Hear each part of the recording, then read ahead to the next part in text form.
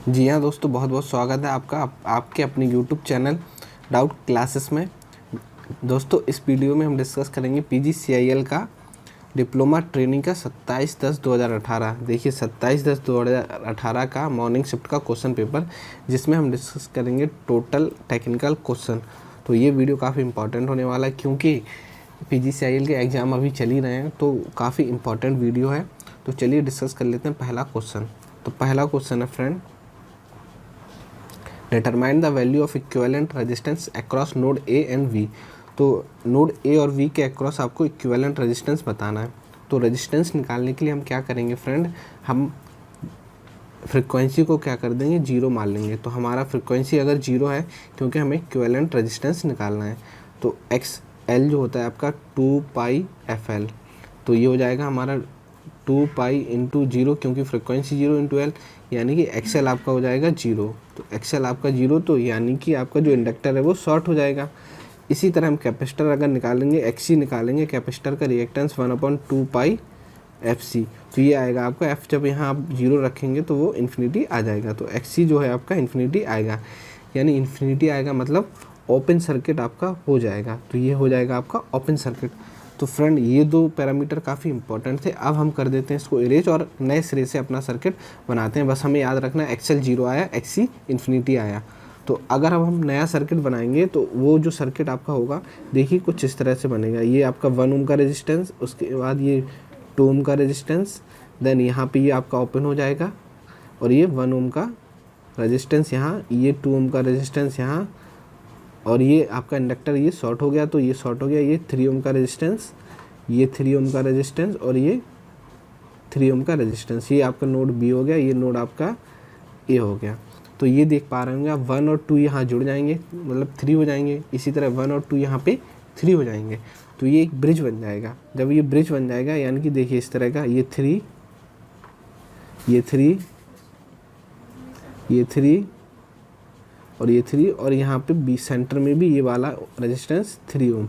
तो आप देख पा रहे होंगे, जब ए और वी आप देखेंगे तो 3 इंटू 3 ये ब्रांच इंटू ये ब्रांच 9, 3 इंटू 3 9, मतलब ये ब्रिज बैलेंस है। तो इस ब्रांच में कोई भी करंट नहीं जाएगी, कोई भी करंट नहीं जाएगी। तो आगे नहीं, जब ब्रिज बनेगा तो कुछ इस प्रकार से बन जाएगा। ये वाली ब्रांच जब करंट नहीं जाएगी तो ओपन हो जाएगी। तो ये 3 3 3 3, तो ये 3 3 जो ऐड होके ये 6 हो जाएंगे, ये भी 6 हो जाएंगे, और दोनों क्या हो गए फ्रेंड, पैरेलल में हो गए। ये ए और बी है, तो 6 अगर पैरेलल 6 निकालेंगे तो आंसर आएगा आपका 3। तो सही आंसर आपका 3 ओम का रेजिस्टेंस। तो काफ़ी इंपॉर्टेंट न्यूमेरिकल था। देखते हैं नेक्स्ट क्वेश्चन। नेक्स्ट क्वेश्चन है, the no load test on transformer is conducted to determine which of the following. तो नो लोड टेस्ट जो होता है फ्रेंड, वो कोर लॉस डिटरमाइन करने के लिए यूज करते हैं, और फुल लोड टेस्ट जो होता है वो कॉपर लॉस डिटरमाइन करने के लिए करते हैं। तो कोर लॉस में आपका हिस्टैरिसीस लॉस आता है और एडी करंट लॉसेस आते हैं, हिस्टैरिसीस और एडी करंट लॉसेस। देखते हैं next question, which of the following induction motor has highest power factor. तो किस इंडक्शन मोटर में हाईएस्ट पावर फैक्टर होता है। तो कैपेसिटर रन मोटर में हाईएस्ट पावर फैक्टर होता है। देखते हैं नेक्स्ट क्वेश्चन। नेक्स्ट क्वेश्चन है question number 4, the speed at which a 4 pole alternator should be driven to generate 50 cycle per second. तो आपको आरपीएम निकालने हैं, जबकि आपको दिया हुआ है 4 पोल का एक पी इक्वल टू दिया है, 4 पोल का अल्टरनेटर, एफ इक्वल टू दिया है 50 हर्ट्ज। तो आप स्पीड का सीधा सीधा फार्मूला लगा दीजिए, 120 इंटू 50/4, ये होता है ना 120 एफ अपॉन पी। तो 4 से कटेगा 3, तो ये आपका आ जाएगा स्पीड 1500। देखते हैं friend next question. Next question है, which of the following generating power station required lot of time for starting. तो इनमें से कौन सा पावर प्लांट है जो स्टार्ट होने में ज़्यादा टाइम लेता है। तो फ्रेंड आपको हम बता दें, स्टीम पावर प्लांट जो है सबसे ज़्यादा टाइम लेता है स्टार्ट होने में। अगर हॉट लाइट ऑफ है 3 से 4 घंटे लेगा, अगर कोल्ड लाइट ऑफ है तो 8 से लेके 10 घंटे प्लांट स्टार्ट होने में लेगा ही लेगा। तो सबसे ज़्यादा टाइम लेता है स्टीम पावर प्लांट। देखते हैं next question, the material which is to be electroplated. तो मटेरियल होता है जो इलेक्ट्रोप्लेट जिसको करते हैं is connected to the terminal of cathode. Generally cathode terminal को इलेक्ट्रोप्लेट किया जाता है। नेक्स्ट क्वेश्चन है आपका question number 7, a field test is perform on which type of DC motor. तो सीरीज मोटर में जो है आपका फील्ड टेस्ट किया जाता है। तो फील्ड टेस्ट जो होता है वो डीसी मोटर और सीरीज मोटर में किया जाता है। देखते हैं friend next question.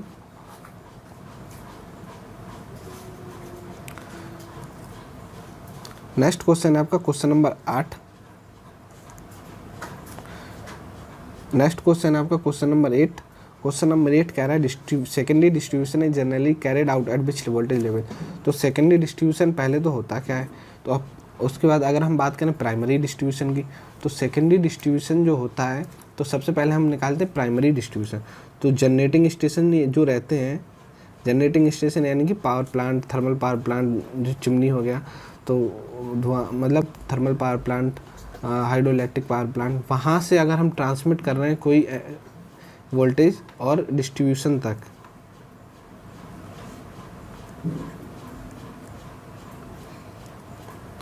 Distribution station तक यानी कि सब स्टेशन तक, तो ये होता है आपका प्राइमरी।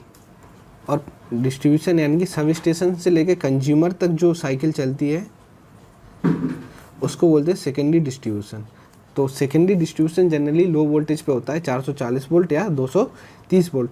जो प्राइमरी डिस्ट्रीब्यूशन होता है वो हाई वोल्टेज लेवल पर होता है। तो सही आंसर है ऑप्शन 3। देखते हैं नेक्स्ट क्वेश्चन। ए 3 फेज 12 पोल अल्टरनेटर, 3 फेज 12 पोल का अल्टरनेटर है जो कि 500 आरपीएम पे सप्लाई कर रहा है power to an 8 pole 3 phase induction motor को। तो इतना अल्टरनेटर है और ये सप्लाई कर रहा है 8 पोल 3 फेज इंडक्शन मोटर को। तो calculate the approximate full load speed of the motor. तो स्पीड की आपको बतानी है, मोटर की आपको स्पीड बतानी है, जबकि स्लिप आपको दिया हुआ है 3%। तो सबसे पहले तो फ्रेंड जनरेटर में देखिए जो आपको पैरामीटर दिए हुए हैं, तो वहाँ से आप क्या करिए फ्रिक्वेंसी निकाल लीजिए। 3 फेज 12 पोल इतने 500 आरपीएम। तो यहाँ से हम फ्रिक्वेंसी निकालेंगे तो देखिए 500 आरपीएम का हम फार्मूला लगा देंगे 120 इंटू एफ अपॉन पोल कितने दिए हुए हैं 12 पोल। तो 12 से ये कटेगा 10 टाइम्स, 10 से ये कटेगा 10 कट जाएगा, तो एफ इक्वल टू कितना आ गया जनरेटर का 50 हर्ट्स। इस फ्रिक्वेंसी का हम यूज कर लेंगे क्योंकि यही तो सप्लाई कर रहा है तो फ्रिक्वेंसी तो सेम होगी। तो इस फ्रिक्वेंसी का हम यूज कर लेंगे इंडक्शन मोटर के लिए। तो इंडक्शन मोटर के लिए हम इसको यूज कर लेंगे और यहाँ से हम इसकी स्पीड निकाल लेंगे। तो इंडक्शन मोटर की जब हम स्पीड निकालेंगे तो 120 इंटू 50 और इंडक्शन मोटर के पोल कितने दिए हुए 8, तो 8, तो ये 4 से आप डिवाइड कर दीजिए, 4 3 जा 12 और 4 2 जा 8, फिर से हम काटेंगे तो ये 15 फिर से आ जाएगा। तो ये होगा 15 इंटू 50, तो 15 55 75 यानी कि 750 आपकी स्पीड आ गई इंडक्शन मोटर की। तो अगर इंडक्शन मोटर की स्पीड 750 आ गई, अब आपको क्या करना है calculate the approximate full load speed. तो फुल लोड स्पीड आपको निकालनी है एस, जबकि आपको 3% दिया हुआ है। तो यहाँ पे हम फ्रेंड फार्मूला लगाएंगे, एस इक्वल टू होता है N S minus N upon N S. तो इसको अगर हम सॉल्व करेंगे तो जो आपकी एन आएगी फुल लोड मतलब फुल लोड स्पीड जो आएगी वो आएगी आपकी एन एस और 1 माइनस एस। इस फार्मूले को अगर हम मैनिपुलेट करेंगे तो यही आपका आ जाएगा, इसको हम यहाँ कर लेते हैं। तो एन इक्वल टू आ जाएगा एन एस हमने निकाला 750, 1 माइनस एस आपको दिया है 3% यानी कि 0.03। तो इसको जब हम कैलकुलेट करेंगे तो लगभग आपका आएगा 730 के आसपास आ जाएगा, 727 के आसपास आएगा, जिससे हम स्पीड को 730 मान सकते हैं। तो सही आंसर है आपका 730। तो सही 730 आरपीएम सही आंसर है। देखते हैं फ्रेंड नेक्स्ट क्वेश्चन, काफ़ी इंपॉर्टेंट क्वेश्चन था, काफ़ी अच्छा क्वेश्चन था। ये क्वेश्चन जनरली रिपीट होता है एग्जाम में। चलिए देखते हैं नेक्स्ट क्वेश्चन। नेक्स्ट क्वेश्चन है question number 10, what would be the magnitude of induced EMF. तो what would be the magnitude of induced EMF. EMF आपको निकालना है। कंडक्टर की लेंथ दी हुई है, एल आपको दिया हुआ है, वेलोसिटी दी हुई है, वी दी हुई है, एंगल आपको थीटा दिया हुआ है, फील्ड फ्लक्स डेंसिटी वी दिया हुआ है। तो फ्रेंड कुछ नहीं करना है आपको, सीधा सीधा आप फार्मूला लगा दीजिए। तो EMF magnitude of induced EMF, तो E equal to V L V sine theta, आप फार्मूला लगा दीजिए V L V sine theta. तो वी आपको दिया हुआ है 0.5 इंटू एल आपको दिया हुआ है 2 इंटू ये मीटर पर सेकंड वेलोसिटी 20 मीटर पर सेकंड वेलोसिटी, और साइन 45 की वैल्यू होती है 1/√2। इसको आप कैलकुलेट कर लीजिए, तो ये लगभग आपका आ जाएगा, देखिए 5 दूनी 10, तो ये तो आपका लैप्स कर जाएगा, 1.0 आ जाएगा 1, तो 20 डिवाइड बाई √2, तो ये हो जाएगा 20 इंटू √2 डिवाइड बाई 2, यानी कि इसको अगर हम यहाँ लिखते हैं तो 10√2, तो 10 इंटू 1.414, तो यानी कि 14.14, तो सही आंसर है आपका 14.14। बहुत इंपॉर्टेंट क्वेश्चन था फ्रेंड, आपको छोटे छोटे फार्मूले बिल्कुल याद होने चाहिए, उससे ही आपके सारे क्वेश्चन बन जाते हैं। चलिए देखते हैं नेक्स्ट क्वेश्चन।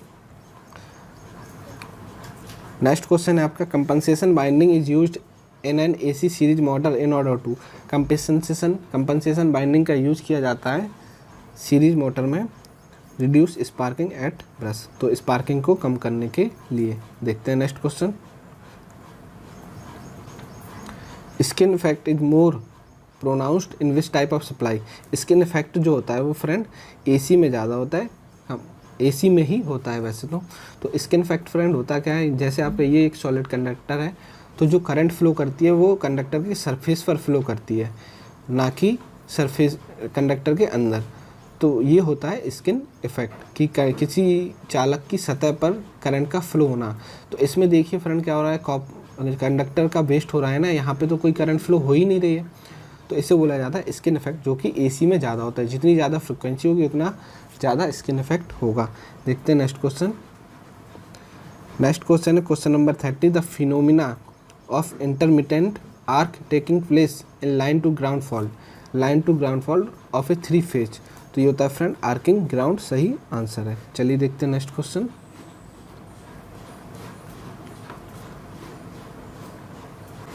नेक्स्ट क्वेश्चन है question number 14। Question number 14 friend क्या कह रहा है आपका, इसमें आपको फाइंड द करंट आई आपको निकालना है। तो आई निकालने के लिए आप क्या करिए फ्रेंड, नोडल लगा दीजिए, यहाँ पे इस पॉइंट पर नोडल लगा दीजिए, और इसे मान लीजिए वी पॉइंट। तो जिस पॉइंट पर आप नोडल लगाएंगे तो वो उसको माना जाता है हायर पोटेंशियल, यानी कि करंट वहाँ से सभी जगह बाहर जानी चाहिए। तो ये करंट, ये देखिए ये वाली करंट अंदर आ रही है, तो अब जब नोडल लगाएंगे तो -2 अंदर आ रही है, तो डायरेक्शन इसकी -2 प्लस V/3, इस ब्रांच में V/3 plus V - 10 divide by 2 = 0। तो यहाँ से हम फ्रेंड फाइंड कर लेंगे V। तो यहाँ से अगर हम V फाइंड करेंगे तो चलिए इसको कर लेते हैं सॉल्व। तो ये दो अभी फ़िलहाल यहीं रहने दीजिए, -2 प्लस V/3 प्लस V/2 और -5 = 0। -5 - 2 हो जाएगा -7 अपोजिट साइड जाएगा तो बन जाएगा +7। तो इसको हम यहाँ लिख लेते हैं V/3 प्लस V/2 = 7। तो ये होगा 2V प्लस 3V/6 = 7। तो ये हो जाएगा आपका 5V = 42। तो V = आ गया 42 डिवाइड बाई 5। तो V तो हमने निकाल लिया 42 डिवाइड बाई 5। तो ये जो पोटेंशियल है आपका आया 40, माफ़ कीजिए फ्रेंड ये रब हो गया, तो हम इसको लिख लेते हैं। यहाँ जो पोटेंशियल हमने निकाला V = 42 डिवाइड बाई 5। तो अब हमें क्या करना है फ्रेंड, I निकालनी है। तो I इस ब्रांच में करंट है, तो I के लिए फिर आप नोडल लगा दीजिए हायर पोटेंशियल, यानी कि 42 divide by 5 minus lower potential यानी कि 10/2 ओम का रेजिस्टेंस। तो ये हो जाएगा 42 - 50 डिवाइड बाई 5, और ये 2 का मल्टीप्लाई ये हो जाएगा। तो ये हो जाएगा -8/10। तो ये हो जाएगा आपका -0.8 सही आंसर एम्पियर, -0.8 एम्पियर। तो बहुत ही इंपॉर्टेंट क्वेश्चन था फ्रेंड, नोडल आपको लगाना आना चाहिए। तो चलिए देखते हैं नेक्स्ट क्वेश्चन। नेक्स्ट क्वेश्चन है friend, a universal motor is preferred for which application. Universal motor use की जाती है किस एप्लीकेशन के लिए, तो हाई स्पीड हाई टॉर्क के लिए हमेशा यूनिवर्सल मोटर का यूज किया जाता है। तो हाई स्पीड हाई टॉर्क। चलिए देखते हैं friend next question. Next question है question number 16, determine the diode current assuming it to be ideal. तो डायोड करंट निकालनी है और इसको हमें समझना है कि जीना डायोड जो है वो आइडियल है। तो डायोड करंट निकालने के लिए फ्रेंड कुछ नहीं करना है आपको, सीधा आप नोडल देखिए, करंट यहाँ से यहाँ फ्लो हो रही है, इस एंड का वोल्टेज माइनस एंड इस एंड का वोल्टेज अपॉन रेजिस्टेंस, क्योंकि जीना रेजिस्टेंस जो है वो 0 मानना पड़ेगा आपको। तो आई जो इक्वल टू हो जाएगा आपका 12 माइनस 10 अपॉन 500 ओम, तो ये हो जाएगा आपका 2 अपॉन 500, यानी कि 1 अपॉन 250, तो यानी कि ये हो जाएगा आपका 0.004 मिली एम्पियर, तो यानी कि ये आपका आ जाएगा 4 मिली एम्पियर। तो सही आंसर है आपका 4 मिली एम्पियर, तो 4 मिली एम्पियर सही आंसर है। देखते हैं नेक्स्ट क्वेश्चन। अगला क्वेश्चन है friend, if the D is the diameter of a, अगर आपका डी क्या है आपका फ्रेंड, ओवरहेड ट्रांसमिशन लाइन का डायमीटर है, यानी कि ये ओवरहेड ट्रांसमिशन लाइन है, इसका जो डायमीटर है वो डी है। And T is the thickness of the ice cover, और जो टी है वो आपकी आइस जो इसके ऊपर कवर कर गई है उसकी थिकनेस टी है। तो the overall diameter of the ice cover, तो टोटल जो डायमीटर होगा वो क्या होगा फ्रेंड, तो डी प्लस 2t, क्योंकि टी साइड ऐड हो जाएगा और टी राइट साइड ऐड हो जाएगा, तो डी प्लस 2t, तो डी प्लस 2t सही आंसर है। देखते हैं नेक्स्ट क्वेश्चन। नेक्स्ट क्वेश्चन है फ्रेंड क्वेश्चन नंबर 18। तो क्वेश्चन नंबर 18 में आपका क्या कह रहा है friend, binary addition of 16 and minus 83 using 2's complement. तो बाइनरी एडिशन हमें अब बताना है, यानी कि हमें 16 और -83 को ऐड करना है 2's कॉम्प्लीमेंट मेथड से। तो पहले तो हम क्या कर लेंगे फ्रेंड, 16 का बाइनरी निकाल लेंगे, तो 2 से हम डिवाइड करेंगे 8, ये 0 आया, 2 से फिर डिवीज़न 0 ये आया और 4, 2 से फिर डिवीज़न फिर 0 और 2 से फिर डिवीज़न तो 1 और ये 0। तो 16 का जो आया 1 और 4 टाइम्स 0, तो 1 और 4 टाइम्स 0, तो इसको हम नोट कर लेते हैं। तो ये आ गया आपका 1 इतना।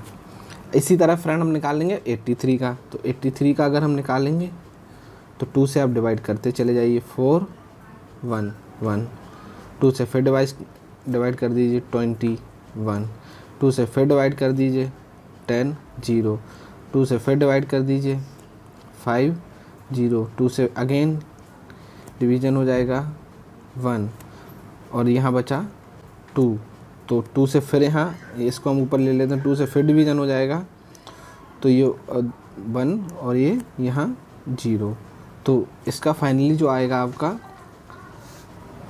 1 0 1 0 0 1 1, तो ये 83 का आपका कोड ये आ गया।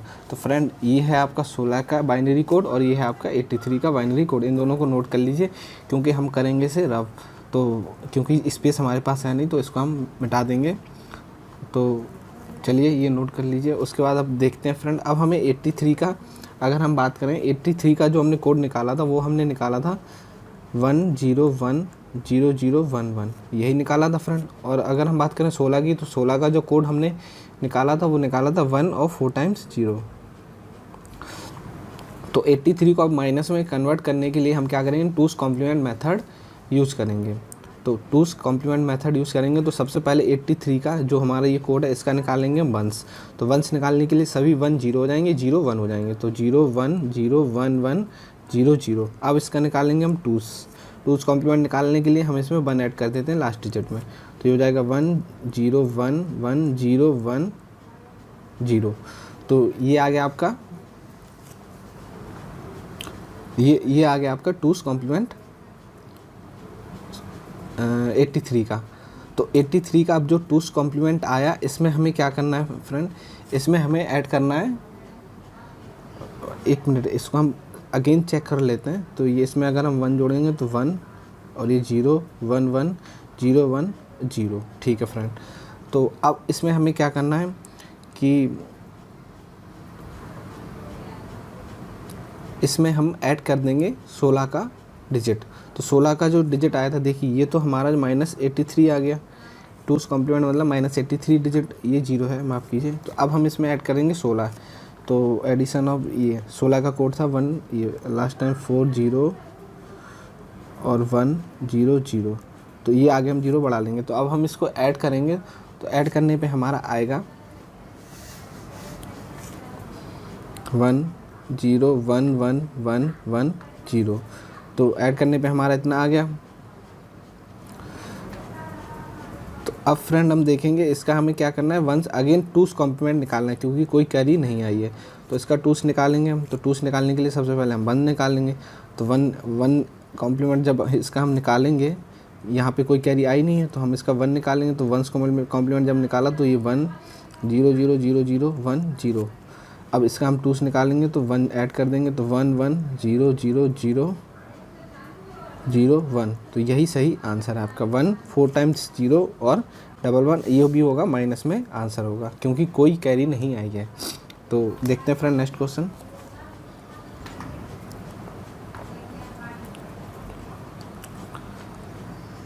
नेक्स्ट क्वेश्चन है the type of steel tower use to transmit power at 800 kV। 800 kV में आपको पावर ट्रांसफ़र करने के लिए कौन से स्टील टावर यूज़ करते हैं? तो यूज़ करते हैं गेज एच स्ट्रक्चर। जो एच स्ट्रक्चर के होते हैं वो यूज करते हैं। अगर हम बात करें नैरो वेस टाइप जो टावर रहते हैं वो आपका 220 kV के लिए यूज होते हैं जनरली। अगर हम बात करें गेट वी टाइप टावर जो होते हैं वो 765 kV के लिए यूज होते हैं। ब्रॉड वेस टाइप टावर जो होते हैं वो 33 kV के लिए यूज होते हैं। देखते हैं next question. From the design prospective how can the torque of a squirrel cage induction motor be increase. तो डिज़ाइन के प्रोस्पेक्टिव से अगर हमें induction motor squirrel cage induction motor का टॉर्क बढ़ाना है तो रोटर रेजिस्टेंस का यूज़ करके हम बढ़ा सकते हैं by increasing the rotor resistance. चलिए देखते हैं नेक्स्ट क्वेश्चन।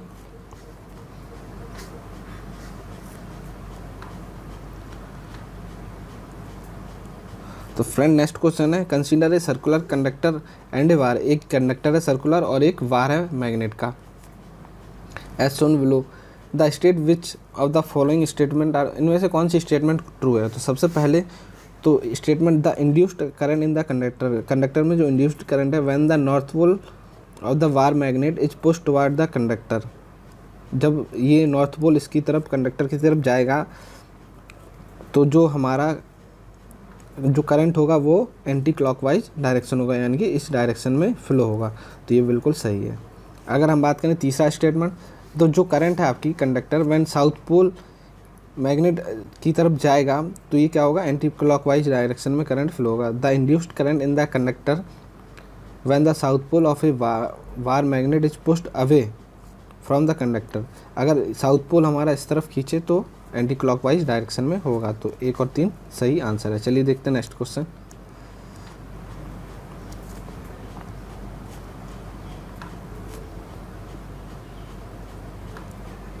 नेक्स्ट क्वेश्चन है for parallel RLC circuit, for parallel RLC resonant circuit with increase in resistance resistance in series with inductor. अगर इंडक्टर के हम सीरीज में क्या कर दें, रेजिस्टेंस ऐड कर दें, what will be the effect of resonance frequency. तो रेजोनेंस फ्रीक्वेंसी पे क्या इफेक्ट पड़ेगा जबकि हम रेजिस्टेंस की वैल्यू हम बढ़ा रहे हैं। तो एक पैरेलल आरएलसी सर्किट है, जैसे ये एल हो गया, ये यहाँ सी हो गया। अगर एल के सीरीज में एक रजिस्टर लगा हुआ है और इस रजिस्टर की वैल्यू बढ़ा रहे हैं तो हमारा रेजोनेंस फ्रीक्वेंसी पे क्या इफेक्ट पड़ेगा, ये इसमें क्वेश्चन पूछा गया है।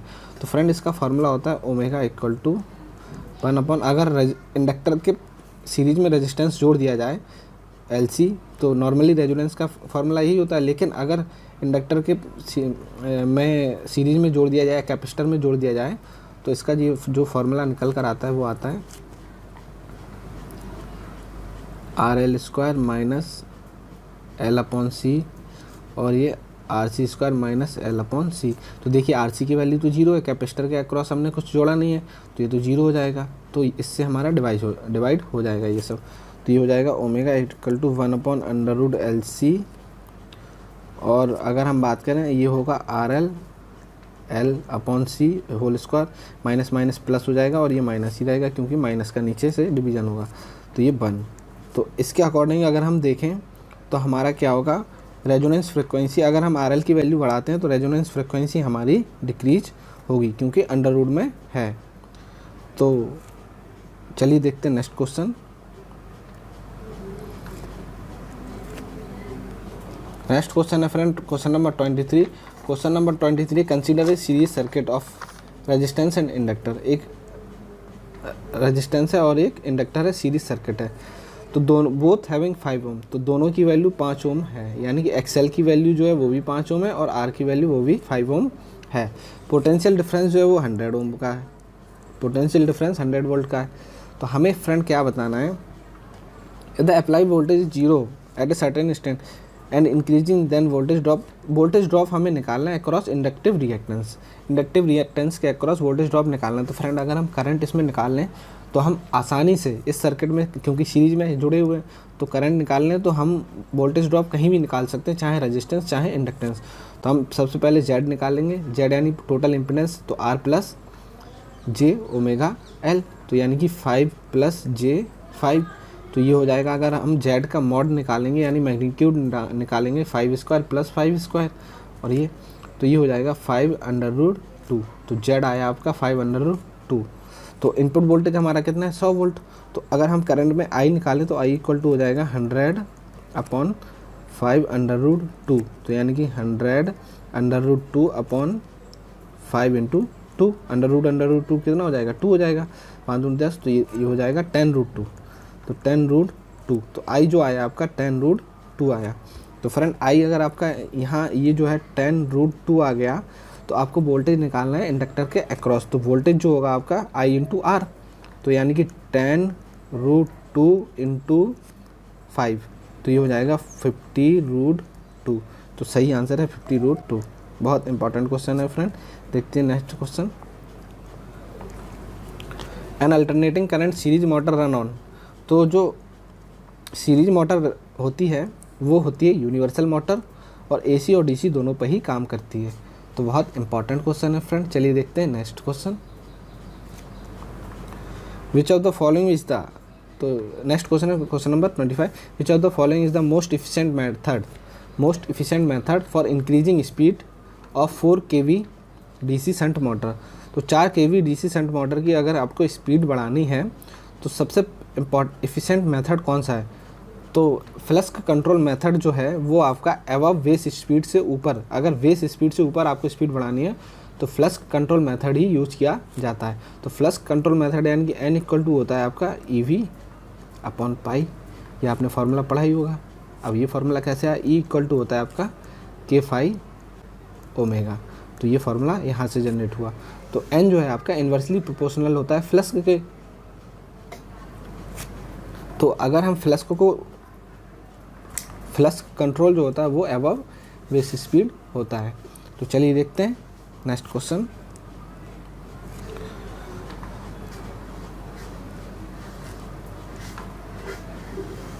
नेक्स्ट क्वेश्चन है friend, what is the average value of sinusoidal alternating voltage if its maximum value is equal to. तो मैक्सिमम वैल्यू दी है यानी कि Vm आपको दिया हुआ है 10√2, तो आपको निकालनी एवरेज वैल्यू। तो एवरेज वैल्यू का फॉर्मूला होता है friend, average value equal to होती है 2Vm/π, तो 2 × 10√2 / π, इसको आप सॉल्व करेंगे तो 9.099 आ जाएगा। तो सही आंसर है ऑप्शन ए। देखते हैं friend next question. Next question है friend, for a series resonance circuit what happen to the Q factor. तो सीरीज रेजोनेंस सर्किट में क्या होगा कि Q factor of the capacitance of the Q factor क्या होगा, जबकि आपका कैपेसिटेंस 3 टाइम बढ़ा दी जाए और फ्रिक्वेंसी आपकी 4 टाइम घटा दी जाए। तो फ्रिक्वेंसी आपकी कैपेसिटेंस 3 टाइम्स बढ़ा दी जा रही है और आपकी फ्रिक्वेंसी 4 टाइम्स घटा दी जा रही है, तो क्यू फैक्टर क्या होगा। तो ये क्वेश्चन पूछा गया है। तो सबसे पहले तो हम क्यू इक्वल टू जो होता है आपका, क्यू होता है 1/r√LC। तो सबसे पहले तो ये फार्मूला होता है। तो इसको देखिए, हमें C तो पता है 3 टाइम्स बढ़ रहा है, लेकिन क्या हमें L का पता है, नहीं पता है। तो L का निकालने के लिए हम क्या करेंगे, ओमेगा निकालेंगे। तो ओमेगा इक्वल टू होता है, यहाँ पे हम ओमेगा लिख लेते हैं, ओमेगा इक्वल टू होता है 1/√LC। तो देखिए C1 हमारा C है और C2 हमारा जो है 3C है। इसी तरह ω1 हमारा ओमेगा है, ω2 जो है हमारा ω/4 है। तो ये पैरामीटर हमें दिए हुए हैं। अच्छा, ये पैरामीटर हमें दिए हुए हैं। अब हम थोड़ा सा स्पेस बना लेते हैं इसको निकालने के लिए, चलिए फ्रेंड, आप चाहे तो इसे नोट कर सकते हैं क्योंकि हम इसे इरेज करने वाले हैं। ओके फ्रेंड, तो इरेज कर लेते हैं इसको। चलिए इरेज कर लेते हैं। तो देखिए फ्रेंड, क्या था आपका कि, और इसे थोड़ा स्पेस हम बना लेते हैं इस तरह से। तो सबसे पहले क्या था आपका, जो आपका C था, C2 था, वो 3C के इक्विवेलेंट था, और ओमेगा जो था आपका वो ओमेगा अपॉन 4 के इक्विवेलेंट था। तो सबसे पहले हमें क्या करना है फ्रेंड, ओमेगा, और देखिए ओमेगा 1 इक्वल टू होगा 1 अपॉन अंडर रूट LC, मतलब L1 और C1। इसी तरह omega 2 1 upon under root L2 C2। अब इसमें आप L1 और L1 C1 L2 C2 की वैल्यू रख दीजिए। देखिए L1 L2 की तो वैल्यू हमें पता नहीं है, C2 जरूर हमें पता है कि 3C1 है, मतलब पहले के अपेक्षा 3 गुना बढ़ चुका है।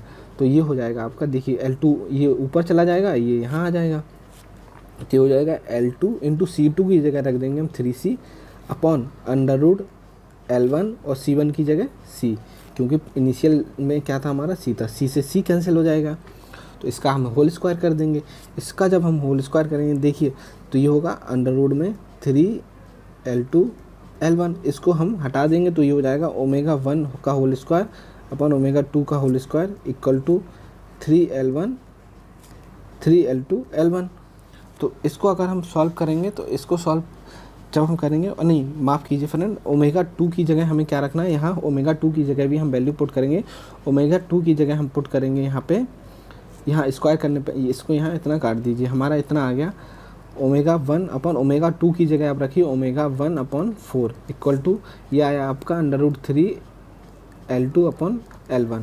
तो ये ओमेगा से ओमेगा कट जाएगा, 4 ऊपर चला जाएगा, 4 का अब हम ये अंडर रूट हटाइए तो ये हो जाएगा 4 का जो होगा होल स्क्वायर जाएगा 60, और ये 3 आपका नीचे आ जाएगा, तो 60 अपॉन 3 यानी कि L2 अपॉन L1। तो आपका L1 जो आएगा फ्रेंड वो आएगा 16 अपॉन 3, यानी कि सॉरी माफ़ कीजिए L2 जो आएगा वो आपका 16 अपॉन 3 L1, तो ये आपका आ जाएगा L2। तो L2 आपका निकल गया, तो L2 निकल गया, तो अब हम इसको रेजोनेंस के फॉर्मूले में पुट कर सकते हैं, क्योंकि हमें C पता है कितना बढ़ रहा है, 3 टाइम्स बढ़ रहा है, L2 हमें पता है कितने टाइम्स चेंज हो रहा है वो हमें पता है। तो अब हम रेजोनेंस का फॉर्मूला लगा सकते हैं, तो इसको हम रब कर रहे हैं, आप नोट कर लीजिए। तो अब देखिए हमारा क्या आया, जो C था C2 था वो 3C बढ़ रहा था। अब इसके बाद हमने फ्रीक्वेंसी के माध्यम से L का चेंजिंग रेट निकाल लिया, तो L2 जो था हमारा 60 डिवाइड बाई 3 L1 था। अब हम यहाँ पे फार्मूला पुट कर देंगे Q equal to 1 upon R under root L upon C। तो Q1 यहाँ पे हम ले लेते हैं Q1 अपॉन Q2, और Q1 में हम लेंगे 1 upon R under root LC, और Q2 में हम लेंगे 1 upon R under root L की जगह हम लेंगे 16 अपॉन 3 L1, और यहाँ C की जगह हम लेंगे 3C। तो 1 अपॉन R से 1 अपॉन R कट जाएगा, और ये यहाँ पे आप देखिए Q1 अपॉन Q2 जो आएगा आपका, Q1 अपॉन Q2 जो आएगा वो आपका आ जाएगा, ये 3 ऊपर चला जाएगा, यानी कि 3 तक 9 हो जाएगा, तो 9 अपॉन 60। तो यानी कि ये हो जाएगा, इसको हम यहाँ ले लेते हैं Q1 अपॉन Q2 जो होगा वो होगा आपका 3 अपॉन 4। तो Q2 जो होगा आपका Q1 इंटू 4 अपॉन 3, यानी कि 1.33 Q1 होगा जो है Q2 के। तो Q2 की जो वैल्यू आई 1.33 टाइम्स बढ़ जाएगी। काफ़ी इंपॉर्टेंट क्वेश्चन था, बहुत ही महत्वपूर्ण क्वेश्चन था फ्रेंड। चलिए देखते हैं नेक्स्ट क्वेश्चन। नेक्स्ट क्वेश्चन है friend, wave winding is suitable for. तो वेव वाइंडिंग का यूज जो हम करते हैं फ्रेंड हाई वोल्टेज के लिए और लो करंट के लिए, हाई वोल्टेज और लो करंट। चलिए देखते हैं next question. Which type of instrument are also called as transfer instrument. इनमें से कौन से इंस्ट्रूमेंट ट्रांसफर इंस्ट्रूमेंट कहलाते हैं। तो फ्रेंड EMMC मीटर जो होते हैं वो आपके ट्रांसफर इंस्ट्रूमेंट कहलाते हैं, क्योंकि ये अदर इंस्ट्रूमेंट के कैलिब्रेशन में यूज किए जाते हैं। तो next question, the frequency range required for dielectric heating. Dielectric heating के लिए फ्रिक्वेंसी रेंज होती है 1 मेगाहर्ट्ज टू 50 मेगाहर्ट्ज। तो चलिए अब देखते हैं friend next question. Next question है क्वेश्चन नंबर 31 है, the ratio of the capacity of the star star bank to the delta delta bank of a transformer. तो स्टार टू स्टार और delta to delta में capacity पूछी गई है, तो ये रेशियो होता है 57.7%, यानी स्टार और स्टार की अगर हम बात करें अपॉन डेल्टा डेल्टा की, तो ये रेशियो होता है आपका 57.7%। चलिए देखते हैं next question. In BJT alpha and beta related to, तो बीजेटी में अल्फा और बीटा आपके रिलेटेड होते हैं। तो अगर हम बात करें अल्फा इक्वल टू होता है बीटा अपॉन 1 प्लस बीटा, और अगर हम बीटा की बात करें तो बीटा इक्वल टू होता है अल्फा अपॉन 1 माइनस अल्फा। तो ये रिलेशन होता है, ऑप्शन बी बिल्कुल सही है। तो अगर फ्रेंड हम इसमें बात करें कि अल्फा और बीटा क्या होते हैं, तो अल्फा होता है करंट गेन इन कॉमन वेस कॉन्फ़िगरेशन। कॉमन वेस कॉन्फ़िगरेशन में जो करंट गेन निकल कर आता है वो अल्फा होता है। तो अल्फा इक्वल टू होता है आई सी अपॉन आई ई। और बीटा जो होता है वो कॉमन एमीटर में करंट गेन होता है, और ये कॉमन एमीटर में जब होता है तो निकल कर आता है आई सी अपॉन आई वी। चलिए देखते हैं next question. By improving the power factor, तो फ्रेंड नेक्स्ट क्वेश्चन है by improving the power factor of the system the kilowatt hour delivery by the generator. तो पावर फैक्टर अगर हम कॉस फाई अगर हम बढ़ा रहे हैं तो किलोवाट आवर जो है आपका ऑटोमेटिकली बढ़ेगा, क्योंकि किलोवाट होता है वी आई कॉस फाई और इनटू आवर मतलब आवर। तो कॉस फाई अगर बढ़ेगा तो ये भी आपका बढ़ेगा, तो बिल्कुल इंक्रीज होगा। सही answer. Which of the following motor is often use in mixer, तो इनमें से कौन सी मोटर है, तो यूनिवर्सल मोटर जो है वो मिक्सर में यूज होती है। चलिए देखते हैं next question. Synchronous motor can be use for power factor improvement, तो synchronous motor power factor improvement के लिए यूज होती है तो जब ये ओवर एक्साइटेड होती है। तो ओवर एक्साइटेशन के केस में सिंक्रोनस मोटर को पावर फैक्टर इम्प्रूवमेंट के लिए यूज किया जाता है। चलिए देखते हैं नेक्स्ट क्वेश्चन। नेक्स्ट क्वेश्चन है फ्रेंड क्वेश्चन नंबर 36 है आपका। For lagging load power factor the field of a synchronous motor is, lagging load के लिए क्या होता है फ्रेंड, अंडर एक्साइटेड होता है। अगर हम बात करें यूनिटी पावर फैक्टर के लिए तो क्रॉस मैग्नेटाइजिंग होगा, यूनिटी के लिए क्रॉस मैग्नेटाइजिंग, और अगर हम लैगिंग की बात करें तो लैगिंग के लिए डीमैग्नेटाइजिंग और लीडिंग के लिए मैग्नेटाइजिंग। तो अंडर एक्साइटेड तो लैगिंग लोड। चलिए देखते हैं नेक्स्ट क्वेश्चन। नेक्स्ट क्वेश्चन है which of the following is not self starting motor, तो इनमें से कौन सी सेल्फ स्टार्टिंग मोटर नहीं है, तो one phase induction motor self starting motor नहीं होती है। देखते हैं next question. Economiser are use to heat, economiser जो होता है वो हीट करने के लिए होता है फीड वाटर। तो इकोनोमाइजर जो फ्रेंड होता है, देखिए ये आपका बॉयलर है, अगर ये आपका बॉयलर है, यहाँ आपका फ्लेम है, तो यहाँ आपका ड्रम है, ड्रम में पानी जा रहा है, तो इस फ्लेम में जो हीट निकलती है उस हीट से हम इस ड्रम में जो पानी जा रहा है उसको हीट करते हैं पहले। तो इस ड्रम में जो पानी जा रहा है उस पानी को हम ड्रम में भेजने से पहले इस हीट से के थ्रू भेजा जाता है। तो इकोनोमाइजर हमारा क्या करता है, फीड वाटर को हीट करता है, तो एफिशिएंसी काफ़ी बढ़ा देता है। देखते हैं नेक्स्ट क्वेश्चन। नेक्स्ट क्वेश्चन है the maximum HVAC transmission level in India, तो HVAC ट्रांसमिशन लेवल है 675 maximum in India, high voltage AC। तो which among the following, next question है which among the following is use as a voltage regulator, तो voltage regulator के रूप में हम use करते हैं जीनर डायोड का। तो बहुत ही इंपॉर्टेंट क्वेश्चन है। चलिए फ्रेंड देखते हैं नेक्स्ट क्वेश्चन। नेक्स्ट क्वेश्चन है friend which relay is also called angle impedance relay, तो इनमें से कौन सी रिले है जो एंगल इम्पीडेंस रिले कहलाती है, तो फ्रेंड सही आंसर इसका महो रिले। महो रिले जो है वो आपकी एंगल इम्पीडेंस रिले होती है।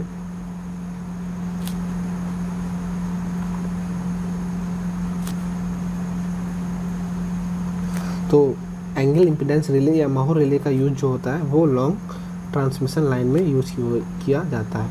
तो लॉन्ग लाइन में आपका महो रिले का यूज किया जाता है। चलिए फ्रेंड देखते हैं नेक्स्ट क्वेश्चन। नेक्स्ट क्वेश्चन है for a given electrical circuit determine the value of R, तो आर की वैल्यू हमें निकालनी है such that no power is dissipated across 2 ohm resistor, तो 2 ओम के अक्रॉस कोई पावर डिसिपेट नहीं हो रही है। अगर पावर डिसिपेट नहीं हो रही है तो यानी कि करंट आपकी क्या है, जीरो है। अगर P जीरो है इसका मतलब करंट आपकी जीरो है। तो इसका जो सर्किट बनेगा अगेन वो क्या होगा, 3R1 और 1। अगर ये आपका पावर डिसिपेट नहीं हो कर रहा है इसका मतलब ब्रिज आपका क्या है फ्रेंड, बैलेंस है। अगर इस ब्रांच में कोई करंट नहीं जा रही है तो ब्रिज आपका बैलेंस है। तो बैलेंस की कंडीशन के लिए R × 1 = 3 × 1, तो R इक्वल टू हो जाएगा आपका 3। तो सही आंसर आपका ऑप्शन 1 3। चलिए देखते हैं नेक्स्ट क्वेश्चन। नेक्स्ट क्वेश्चन है friend, if the length of the cross arm of tower is increase, अगर टावर की क्रॉस आर्म की लेंथ बढ़ा दिया जाए तो क्या होगा, स्ट्रिंग एफिशिएंसी क्या होगा फ्रेंड, बढ़ जाएगी। तो स्ट्रिंग एफिशिएंसी बढ़ाने के लिए हम क्या करते हैं, एक तो लॉन्ग क्रॉस आर्म का यूज़ करते हैं, दूसरा कैपेसिटेंस ग्रेडिंग करते हैं, और इंटरसीथ ग्रेडिंग भी करते हैं। तो ये 3-4 मेथड होते हैं जिससे हमारी स्ट्रिंग एफिशिएंसी बढ़ती है। तो चलिए देखते हैं next question. In a 3 phase induction motor the slip is generally, तो 3 फेज इंडक्शन मोटर में जो स्लिप होता है वो जनरली 2 to 5% होता है, 2 to 5%। तो सही आंसर है ऑप्शन सी। चलिए देखते हैं next question. Eight which power factor a transformer has negative voltage regulation, तो ट्रांसफार्मर में नेगेटिव वोल्टेज रेगुलेशन जब भी होगा तब भी लीडिंग पावर फैक्टर पर ही होता है। तो लीडिंग पावर फैक्टर पर नेगेटिव वोल्टेज रेगुलेशन पॉसिबल है या फिर जीरो वोल्टेज रेगुलेशन पॉसिबल है। तो चलिए देखते हैं नेक्स्ट क्वेश्चन। नेक्स्ट क्वेश्चन है friend question number 46 number question है आपका, if the transmission voltage of A line increase, अगर ट्रांसमिशन वोल्टेज अगर हम बढ़ा दें the volume of a conductor, तो वॉल्यूम ऑफ ए कंडक्टर क्या होगा फ्रेंड, घट जाएगा, क्योंकि जो कंडक्टर का वॉल्यूम होता है वो इन्वर्सली प्रोपोर्शनल होता है वोल्टेज के, तो घट जाएगा। चलिए देखते हैं नेक्स्ट क्वेश्चन।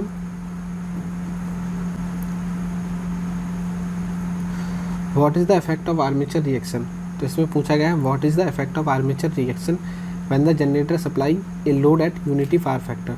तो यूनिटी पावर फैक्टर पे जो आपका जनरेटर का आर्मेचर रिएक्शन है वो होगा क्रॉस मैग्नेटाइजिंग। हमेशा फ्रेंड याद रखिए, जनरेटर का जो यूनिटी पावर फैक्टर पर आर्मेचर रिएक्शन होगा वो क्रॉस मैग्नेटाइजिंग होगा, जिसको हम बोलते हैं डिस्टॉर्शनल भी बोला जाता है।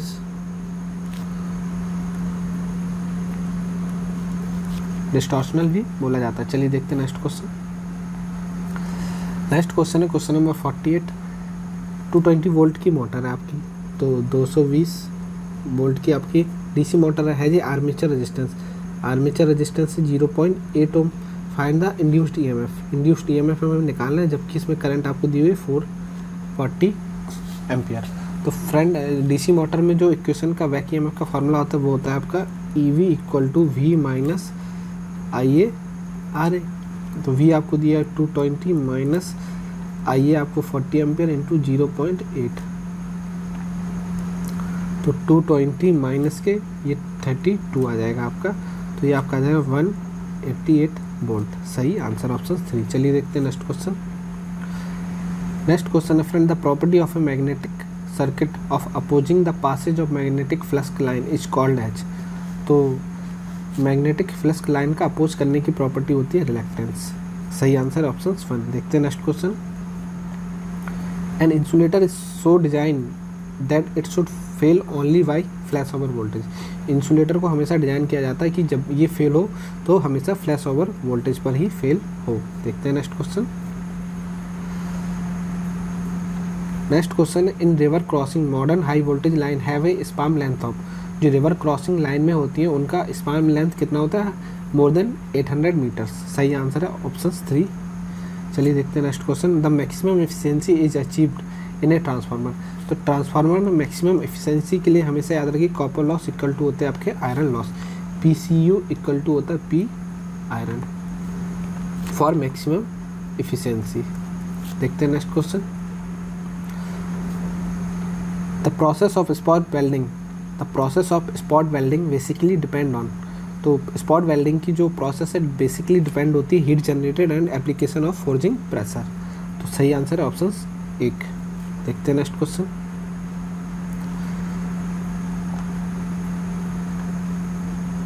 नेक्स्ट क्वेश्चन है 200 वोल्ट एक 200 वोल्ट की आपकी सेपरेटली एक्साइटेड मोटर है। तो चलिए देख लेते हैं। 200 वोल्ट की आपके पास सेपरेटली एक्साइटेड मोटर है,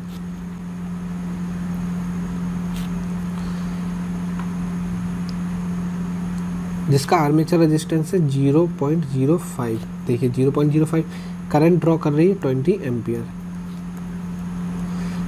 1200 आरपीएम पे चल रही है। तो यानी N आपको दिया हो 1200 RPM. Calculate the approximate torque for given armature current. तो टॉर्क आपको निकालना है। तो बैक ईएमएफ का जो फार्मूला होता है, तो सबसे पहले हमें निकालना है बैक ईएमएफ। तो बैक ईएमएफ का फार्मूला सेपरेटली एक्साइटेड मोटर में जो होगा वो आपका EV इक्वल टू होगा 200 माइनस IA तो IA है आपकी 20 और R है आपका 0.05। आर्मेचर रेजिस्टेंस ये होता है V माइनस IA। तो इसको जब आप कैलकुलेट करेंगे तो 200 माइनस ये हो जाएगा 10, तो ये 1, तो यानी कि 199 वोल्ट। तो ये EV आपका आ गया 199 वोल्ट। तो फ्रेंड ये इसको आप कर लीजिए नोट कि EV जो है आपका आ गया 199 वोल्ट। तो अब हम क्या करेंगे फ्रेंड, अब निकालेंगे हम पावर। तो पावर जो होती है हमारी पावर, इसको चलिए हम पावर भी निकाल लेते हैं, उसके बाद इरेज कर देंगे। पावर इक्वल टू होता है आपका वोल्टेज इंटू करंट। तो वोल्टेज आया आपका 199 इंटू करंट आई आपकी 20, इसको आप मल्टीप्लाई करेंगे तो आ जाएगा आपका 3980 ये आपका पावर आ गया। अब इसके बाद आप टॉर्क का फार्मूला लगा दीजिए। तो इसको आप नोट कर लीजिए 3980। अब हम टॉर्क का फार्मूला लगा देंगे। तो टॉर्क जो होता है हमारा 3/1200 पाई इंटू पावर 3980। तो ये फार्मूला आपको याद करना है। इसको जब आप सॉल्व करेंगे तो ये आएगा 100/पाई न्यूटन मीटर। ऑप्शन 2 बिल्कुल सही है। काफ़ी इंपॉर्टेंट क्वेश्चन था। देखिए फ्रेंड, चलिए देखते हैं नेक्स्ट क्वेश्चन। HRC फ्यूज, जो HRC फ्यूज होते हैं does not use which of the following. तो HRC फ्यूज में सिरेमिक का यूज नहीं होता है। ऑप्शन बी बिल्कुल सही है, सिरेमिक का यूज नहीं होता है। देखते हैं friend next question. Next question find the I1 I2 I3 आपको निकालना है। तो I1 निकालने के लिए सबसे पहले आप इसमें KVL लगा दीजिए। तो इसमें KVL लगाएंगे तो ये 20 इक्वल टू आएगा 20 I1, और यहाँ पे जब आएंगे आप तो 2 I1 minus I2 equation 1। I2 निकालने के लिए यहाँ KVL लगा दीजिए। तो ये देखिए 0, तो वोल्टेज सोर्स तो इसमें कोई है नहीं, तो ये हो जाएगा आपका 2 I2 minus I1 plus 1 I2, ये 1 है आपका, और ये वाला 1, और यहाँ पे आप देखेंगे ये भी 1 ऐड होगा, प्लस 1 I2 और प्लस ये वाला जो 2, ये जो 2 है 2 यहाँ पे होगा I2 minus I3 equation 2। Again इस लूप में सर्किट KVL लगा दीजिए। तो ये 0 equal to 2 I3 minus I2, और ये 4 और 2 प्लस 6 I3। तो फ्रेंड ये 3 आपके पास इक्वेशन आ गई हैं। इन तीनों इक्वेशन को जब आप सॉल्व करेंगे ना एक एक करके, तो आपका आंसर बिल्कुल सही आएगा जो यहाँ ऑप्शंस में दिया हुआ है। तो I1 आपका आ जाएगा, I2 आ जाएगा 20/9, I3 आ जाएगा 5/9। तो फ्रेंड ये तीनों इक्वेशन को आप सॉल्व कर लीजिए, आंसर आ जाएगा। चलिए देखते हैं अपना अगला क्वेश्चन। अगला क्वेश्चन है आपका नेक्स्ट क्वेश्चन है आपका 3 फेज 500 वोल्ट मोटर, 500 वोल्ट की मोटर है। जो पावर फैक्टर आपको दिया हुआ है 0.4, तो यानी कि ये cos 5 दिया हुआ है 0.4। 2 voltmeter connected to measure the input voltage this and this. तो 2 इनपुट वोल्टेज आपको दिए हुए हैं, यानी कि W1 इक्वल टू दिया हुआ है 20 किलोवाट, W2 दिया हुआ है आपका 10 kilowatt. Find the reactive power. तो रिएक्टिव पावर आपको निकालना है। तो फिर रिएक्टिव पावर आपने वॉटमीटर मेथड अगर पढ़ा हुआ है तो रिएक्टिव पावर निकालने के लिए सीधा अगर 2 वोल्टमीटर की रीडिंग आपको दी हुई है, और वोल्टमीटर की रीडिंग का फार्मूला क्या होता है फ्रेंड, VL/IL cos 30 माइनस 5, और दूसरे में हो जाता है VL/IL cos 30 प्लस 5। अगर नहीं दिया हुआ है तो हम वॉटमीटर की रीडिंग ऐसे इस तरह से निकाल लेंगे, और जब दोनों वॉटमीटर की रीडिंग आपको पता है तो आप आसानी से कुछ भी कैलकुलेट कर सकते हैं। तो रिएक्टिव पावर का फार्मूला W1 माइनस W2। तो यहाँ पे √3, W1 है आपका 20, W1 है 10, तो ये हो जाएगा 10 √3। तो ये हो जाएगा 10 इंटू 1.742, तो ये हो जाएगा आपका 1742, सही 1732, माफ़ कीजिए 1732 kVAr। तो बहुत इंपॉर्टेंट क्वेश्चन था। चलिए देखते हैं नेक्स्ट क्वेश्चन। नेक्स्ट क्वेश्चन है फ्रेंड आपका लाप्लास ट्रांसफॉर्म पूछा गया है। तो लाप्लास ट्रांसफॉर्म आप पढ़ा ही होगा। इसमें 2 सिंपल सीधा मेथड है आपका EAT साइन ओमेगा टी का पूछा गया है। तो साइन ओमेगा टी का आपका जो लाप्लास होगा वो होगा आपका omega upon S square plus omega square. अगर हम इसमें e की पावर माइनस AT अगर करते हैं तो जो s है s डोमेन में हमारा a ऐड हो जाएगा, तो s प्लस ए का whole square plus omega whole square. तो सही आंसर है ऑप्शन 1। चलिए देखते हैं फ्रेंड नेक्स्ट क्वेश्चन।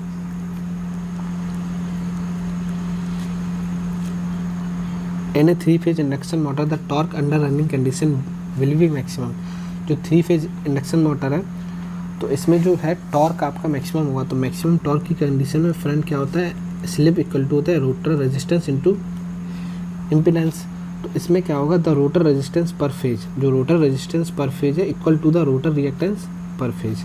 तो ये हो जाएगा R इक्वल टू X हो जाएगा under running condition maximum torque की कंडीशन में।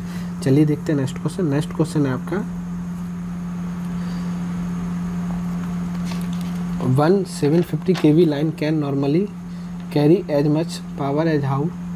तो एक अगर 750 kV की लाइन है तो 400 kV की तुलना में कितना डिस्टेंस कवर करती है, तो 4 गुना। सही आंसर है।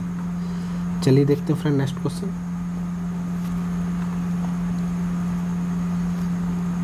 मीटर की रेंज दी हुई है, यानी कि V दिया हुआ है आपको 100 वोल्ट,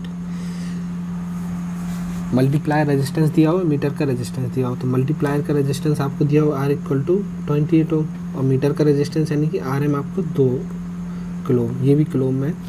तो R जो टोटल हो जाएगा वो हो जाएगा RM प्लस R, यानी कि 2 + 28 यानी कि 30 किलो ओम। तो आपको निकालना है, सेंसिटिविटी निकालनी है। तो सेंसिटिविटी होती है आपकी, सेंसिटिविटी जो होती है आपकी R अपॉन V हो जाएगा।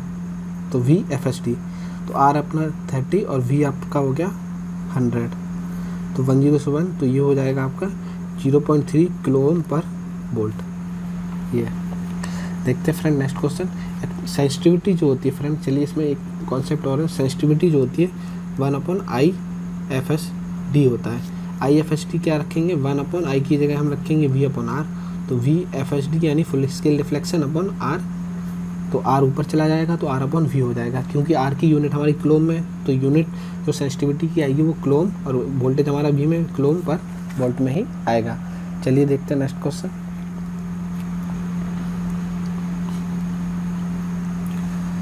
नेक्स्ट क्वेश्चन है फ्रेंड, आपको IB दिया हुआ है। देखिए IB आपको दिया हुआ है, बेस करंट दिया हुआ है, द करंट एम्पलीफिकेशन यानी कि अल्फ़ा आपको दिया हुआ है। चलिए अल्फ़ा दिया हुआ है, उसके बाद आपको ICBO दिया हुआ है 30 एम्पियर। तो अब आपको निकालना है determine the value of ammeter current. तो एमीटर करंट निकालना है आपको। तो एमीटर करंट का फॉर्मूला होता है I equal to IB plus IC, या फिर आप डायरेक्ट फार्मूला रखना चाहें तो वहाँ भी रख सकते हैं। एक्चुअल में IE का जो फार्मूला होता है beta plus 1 IB plus ICEO, और ICEO की जगह क्योंकि आपको ICBO दिया हुआ है तो beta plus 1 IB plus beta plus 1 ICBO, ये एक IE का फार्मूला होता है। अगर आप चाहें तो इसको हम निकाल के आपको बता सकते हैं, लेकिन आप इसको अभी देख लीजिए। तो ये फार्मूला होता है। तो अगर आप इसमें पुट करेंगे वैल्यू बीटा की, तो देखिए बीटा की वैल्यू तो आपको दी नहीं है, तो बीटा की अल्फ़ा की दी हुई, तो बीटा की आप यहाँ निकाल लीजिए। तो बीटा इक्वल टू होता है अल्फ़ा अपॉन 1 माइनस अल्फ़ा। अगर हम बीटा प्लस, देखिए दोनों में बीटा प्लस 1 है, तो बीटा प्लस 1 की भी निकाल लेते हैं, alpha upon 1 minus alpha plus 1। तो अल्फ़ा अपॉन ये 1 माइनस अल्फ़ा यहाँ आ जाएगा 1 माइनस अल्फ़ा, क्योंकि हम यहाँ बीटा प्लस 1 निकाल रहे हैं ना, तो अल्फ़ा से अल्फ़ा आपका कट गया, तो ये माफ़ कीजिए प्लस में था, तो ये हो गया 1/1 माइनस अल्फ़ा। तो 1/ अल्फ़ा की वैल्यू 0.9, तो 1/0.1, तो 1 ऊपर गया, यानी कि बीटा प्लस 1 आ गया 10 आपका। तो बीटा प्लस 1 हमने निकाल लिया 10। तो देखिए बीटा प्लस 1 हमने निकाल लिया 10, क्योंकि दोनों ही जगह बीटा प्लस 1 यूज होना है। तो अब आप ये इक्वेशन में पुट कर दीजिए, बीटा प्लस 1 आया यानी कि 10, यहाँ पे हम ले लेते हैं 10 इंटू IB की वैल्यू आपको दी हुई 0.02, और प्लस 10 इंटू ये देखिए माइक्रो एम्पियर में, इसको मिली एम्पियर में कन्वर्ट करेंगे तो 0.03 आ जाएगा, 0.03। तो ये हो जाएगा आपका 0.2 और प्लस ये हो जाएगा 0.3। तो तो 0.5 आपका आंसर आ जाएगा, 0.5। देखिए फ्रेंड, चलिए, तो सही आंसर है आपका 0.5 एम्पियर। इसको फ्रेंड अगर आप और सॉल्व करना चाहें तो इसको हम छोटा करके थोड़ा आपको सॉल्यूशन बता देते हैं। देखिए, आई जो होता है आई वी प्लस आई सी होता है। अगर हम इसमें क्या करें, आई वी प्लस आई सी की जगह हम रख दें alpha I E plus I C B ओ, ये तो होता ही है, आई सी इक्वल टू होता है alpha I plus I C V O, क्योंकि जो एमिटर करंट होती है वो अल्फ़ा का जो कलेक्टर करंट होती है वो अल्फ़ा का मल्टीप्लिकेशन होती है कलेक्ट, यानी कि अगर हम बात करें अल्फ़ा इक्वल टू होता है आई सी अपॉन आई, तो आई सी इक्वल टू क्या हो जाएगा अल्फ़ा आई, और प्लस जो लीकेज करंट होती है वो भी कलेक्टर करंट में ऐड होती है। ये तो आपकी मेजॉरिटी करियर की वजह से होती है, माइनॉरिटी की वजह से जो होती है वो आई सी बी ओ होती है। तो ये फार्मूला निकल के आता है। अगर हम इसमें क्या करें फ्रेंड, इसको हम यहाँ ले जाते हैं, आई को उस साइड ले जाएंगे, तो आई माइनस अल्फ़ा आई, ये alpha I equal to I B plus I C B O. तो अगर हम इसको सॉल्व करें तो आई अगर हम कॉमन ले लेते हैं तो ये हो जाएगा 1 minus alpha I B plus I C B ओ। इसको अगेन हम सॉल्व करेंगे तो आई इक्वल टू हो जाएगा आपका I V 1 minus alpha plus I C B O upon 1 minus alpha. अच्छा, बीटा होता है हमारा, बीटा प्लस 1 इक्वल टू होता है 1 अपॉन 1 माइनस अल्फ़ा। तो इसकी जगह हम रख देंगे बीटा प्लस 1 आई बी प्लस बीटा प्लस 1 आई सी बी ओ। तो देखिए फ्रेंड, आगे आपका वही फार्मूला निकल के जो हमने निकाला था। तो अब जब आप वैल्यू पुट करेंगे आई वी की और आई सी बी ओ की तो आपका आंसर आ जाएगा। चलिए देखते हैं नेक्स्ट क्वेश्चन।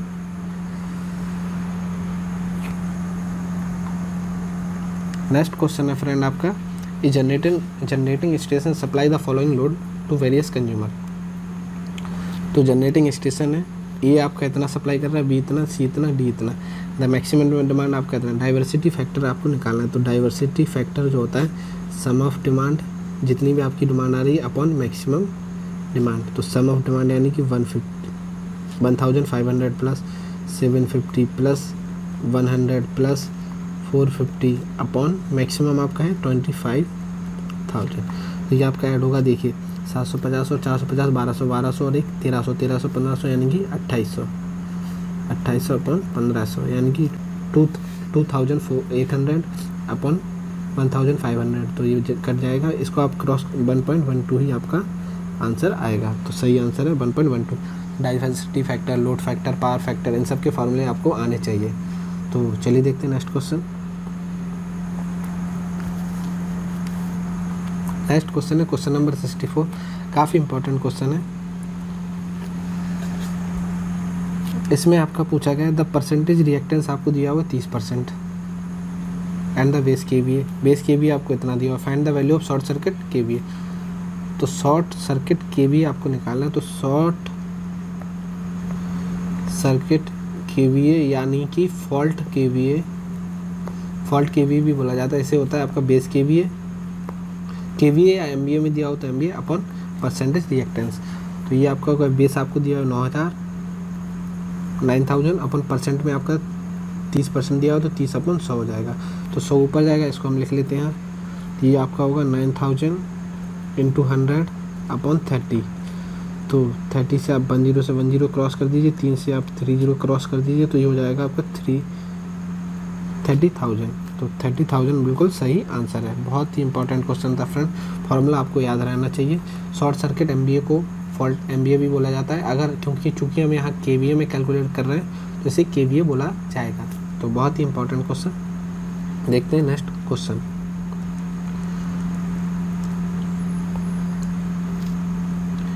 नेक्स्ट क्वेश्चन है, एक सर्किट आपको दिया हुआ है, पूछा गया है ये किस तरह काम करेगा। तो देखिए यहाँ पे प्लस की पोलैरिटी जुड़ी हुई है। तो अगर आउटपुट वेवफॉर्म में इसका निकालें तो पॉजिटिव हाफ साइकिल में तो ये रिवर्स में रहेगा जब तक कि 10 से ज़्यादा ना हो जाए। जैसे ही ये वोल्टेज 10 वोल्ट से ऊपर क्रॉस करेगा ये क्लिप कर देगा वापस 10 से। यहाँ का वोल्टेज क्या होगा, अगर कम होगा, जैसे ही ये 10 का ज़्यादा होगा यहाँ का इनपुट वोल्टेज, यहाँ के एनोड इनपुट वोल्टेज एनोड से जुड़ रहा है और कैथोड से 10 वोल्ट जुड़ रहा है। तो जैसे ही एनोड का वोल्टेज कैथोड से ज़्यादा होगा तो डायोड ऑन हो जाएगा। डायोड ऑन हो जाएगा तो पूरी इनपुट पावर वापस आउटपुट में ना जाके इनपुट में ही फ्लो करेगी, तो ये क्लिप कर देगी। और जैसे ही यहाँ का वोल्टेज कम होगा, यहाँ का ज़्यादा होगा, तो ये अगेन फिर से ऑफ हो जाएगा, तो आउटपुट पूरी जाएगी आउटपुट में, तो इनपुट पूरी जाएगी आउटपुट में। तो 10 से ज़्यादा होने पर क्लिप हो जाएगा, उसके बाद कट जाएगा। और नेगेटिव हाफ साइकिल में ऑलरेडी ये नेगेटिव में रहेगा, ऑलरेडी ये पॉजिटिव में, इसका कैथोड जो है पॉजिटिव में जुड़ा हुआ है, तो ये पूरा कंडक्ट करेगा, यानी कि पूरा मैग्नीट्यूड कितना है -50 तक। तो यहाँ पे -50, तो 10 के बाद ये क्लिप कर जा रहा है। तो अब देखना है हमें करना क्या है। तो पॉजिटिव क्लिपर तो है ये, पॉजिटिव क्लिपर है ये, पॉजिटिव क्लिपर है, पॉजिटिव क्लिपर है। अच्छा, चारों में ऑप्शंस बिल्कुल सही है। पॉजिटिव क्लिपर है with negative peak -50, negative peak -50 है हमारी, बिल्कुल सही है। अगले में देखते हैं, नेगेटिव पीक -10 है, गलत है। पॉजिटिव पीक हमारी 10 है, तो positive clipper with its positive peak at 10 volt. तो पॉजिटिव पीक तो हमारी 10 वोल्ट है, लेकिन नेगेटिव पीक भी हमारी -50 है। तो पॉजिटिव पीक 50 है, नहीं है, बिल्कुल नहीं है। तो ऑप्शन से बिल्कुल सही आंसर है। चलिए देखते हैं अपना नेक्स्ट क्वेश्चन। और क्योंकि इसमें पीक की बात की गई है, तो पीक आपका सिर्फ नेगेटिव में ही मिल रहा है, क्योंकि पॉजिटिव तो क्लिप हो जा रहा है, तो उसमें पीक आपको नहीं मिल रही है। चलिए देखते हैं नेक्स्ट क्वेश्चन। नेक्स्ट क्वेश्चन है आपका, find voltage across A B. तो ए बी के अक्रॉस आपको वोल्टेज निकालना है। तो वोल्टेज निकालना है आपको, देखिए रेजिस्टेंस दिए हुए हैं, वोल्टेज दिया हुआ है। आप क्या करिए, मेन करंट निकाल लीजिए। मेन करंट जब आ जाएगी, तो यहाँ करंट डिवीजन रूल लगा के आप डिफरेंट ब्रांच में करंट निकाल लीजिए। तो इस ब्रांच में जो करंट होगी, करंट इंटू रेजिस्टेंस होगा, वही हो ये भी वोल्टेज होगा। तो चलिए इसको सॉल्व कर लेते हैं। तो सॉल्व करने के लिए सबसे पहले हम RTH निकाल लेते हैं। RTH हम निकालेंगे यहाँ से। तो RTH हम जब निकालेंगे, तो इसको यहाँ से हम देखेंगे, तो 2, देखिए सबसे पहले 2 मिला हमें, 2 प्लस ये वाला 2, और इसके पैरेलल में ये दोनों सीरीज 1 और 3, तो 1 + 3 यानी कि 4।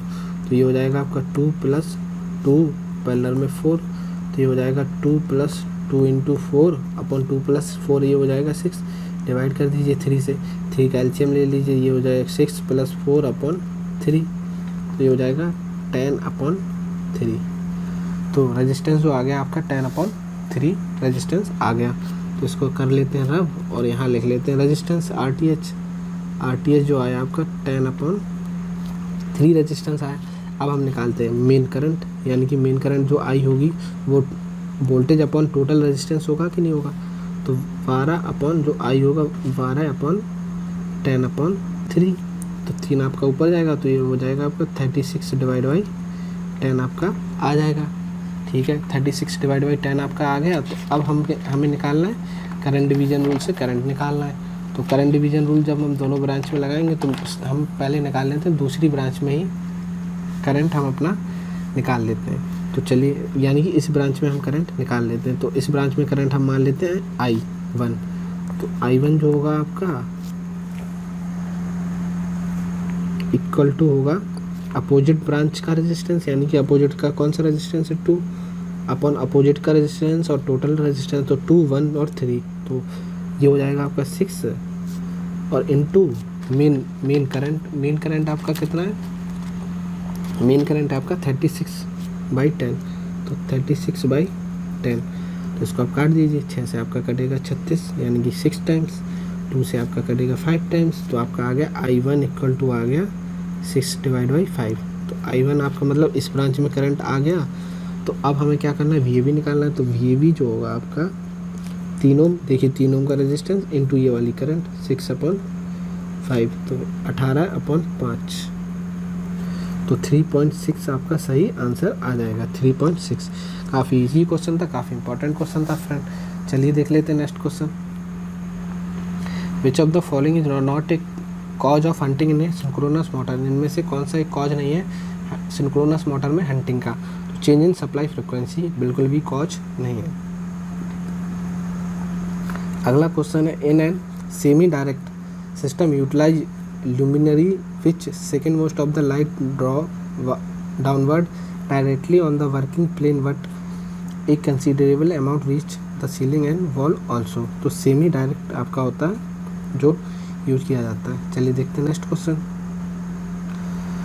The type of lightning arrester commonly use on system operating at voltage up to 33 kV। तो प्रोटेक्टिव ट्यूब जो होते हैं वो 33 kV तक यूज किए जाते हैं। देखते हैं नेक्स्ट क्वेश्चन।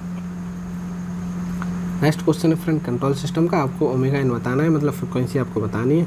तो ये आपका सेकेंड ऑर्डर का सिस्टम है, इसको आप कंपेयर कर दीजिए सेकेंड ऑर्डर सिस्टम की इक्वेशन से, S square plus 2 zeta omega N plus omega N का होल स्क्वायर, नेचुरल फ्रिक्वेंसी का होल स्क्वायर। तो नेचुरल फ्रिक्वेंसी का होल स्क्वायर इक्वल टू आपका हो गया 36। अगर आप कंपेयर करेंगे तो 36 ही आ रहा है, तो ओमेगा एन इक्वल टू आ जाएगा 6। तो 6 आपका बिल्कुल सही आंसर है। देखते हैं नेक्स्ट क्वेश्चन।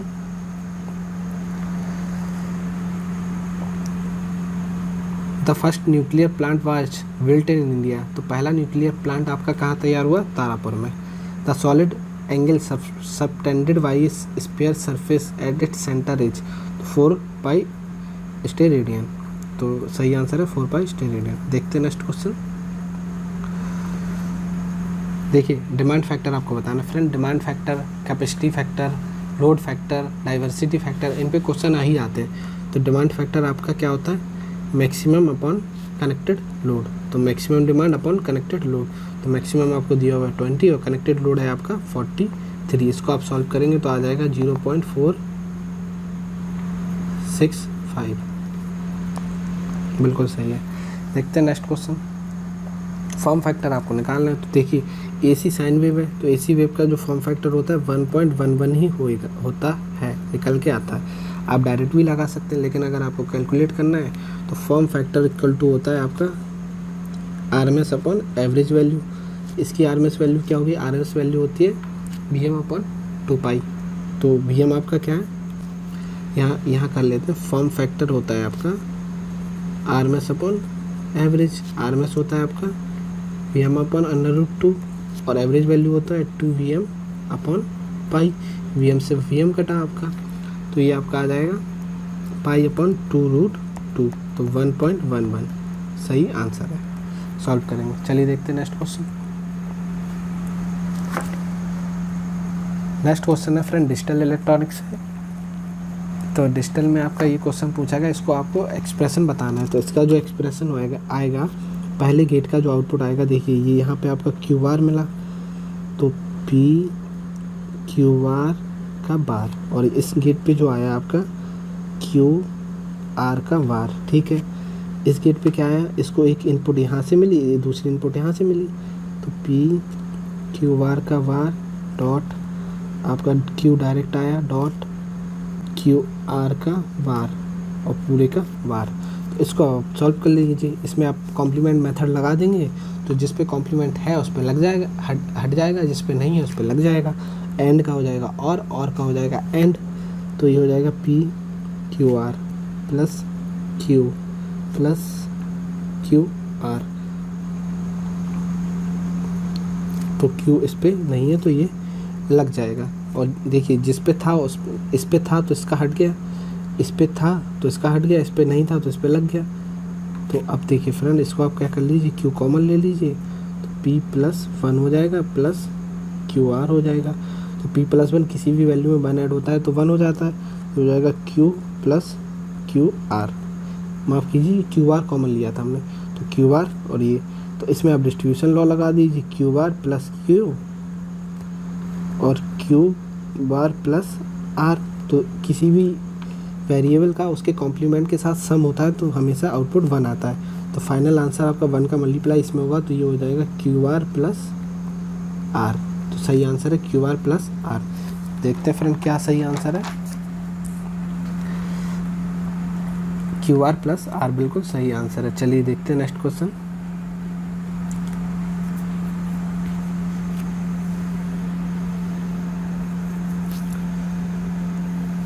नेक्स्ट क्वेश्चन है फ्रेंड, ए 6 पोल 50 hertz 3 phase induction motor develop mechanical torque, mechanical power इतना डेवलप करा है, रोटर फ्रिक्वेंसी आपको दी हुई, the value of rotor copper loss will be. तो रोटर कॉपर लॉस आपको बताना है जबकि आपको फ्रिक्वेंसी दी हुई है। तो सप्लाई फ्रिक्वेंसी आपको दी हुई यानी कि एफ दिया हुआ है 50, रोटर फ्रिक्वेंसी आपको दी हुई एफ आर इक्वल टू दिया हुआ 1.5 हर्ट्ज। तो देखिए रोटर फ्रिक्वेंसी का जो फार्मूला होता है एफ आर इक्वल टू होता है एस एफ। तो यहाँ से आप एस निकाल लेंगे यानी कि स्लिप निकाल लेंगे, एफ आर अपॉन एफ हो जाएगा हमारा। तो एफ आर अपॉन एफ यानी कि 1.5 अपॉन 30, इसे माफ़ कीजिए 50, तो ये आपका आ जाएगा एस इक्वल टू आ जाएगा 0.3। तो यहाँ से तो आपने एस निकाल लिया है, कैलकुलेट कर लिया है। अब आपको दिया हुआ है रोटर मैकेनिकल पावर डेवलपमेंट, यानी कि पी जो आपको दिया हुआ है 16.252 दिया हुआ है। आपको निकालना है रोटर कॉपर लॉसेस, PCU आपको निकालना है। तो फ्रेंड आपने फार्मूला एक पढ़ा होगा, बहुत ही फेमस फार्मूला है, PIN ratio PCU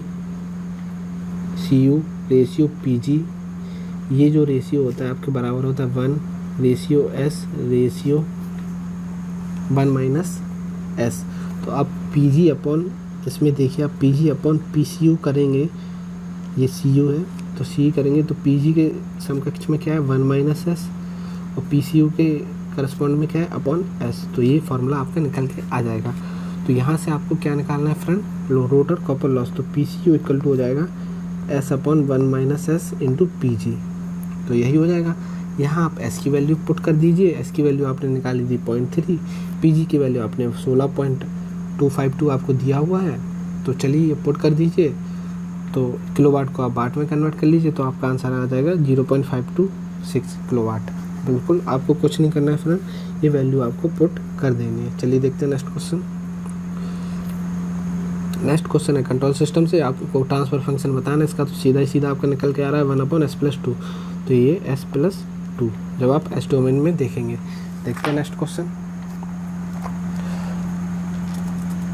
next question है according to grid standard regulation by central electricity authority CIL के according the maximum permissive value of voltage unbalance for 220 kV line. तो 220 kV लाइन के लिए वोल्टेज अनबैलेंस की value है 2%।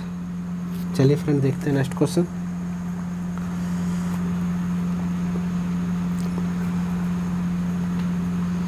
For the protection of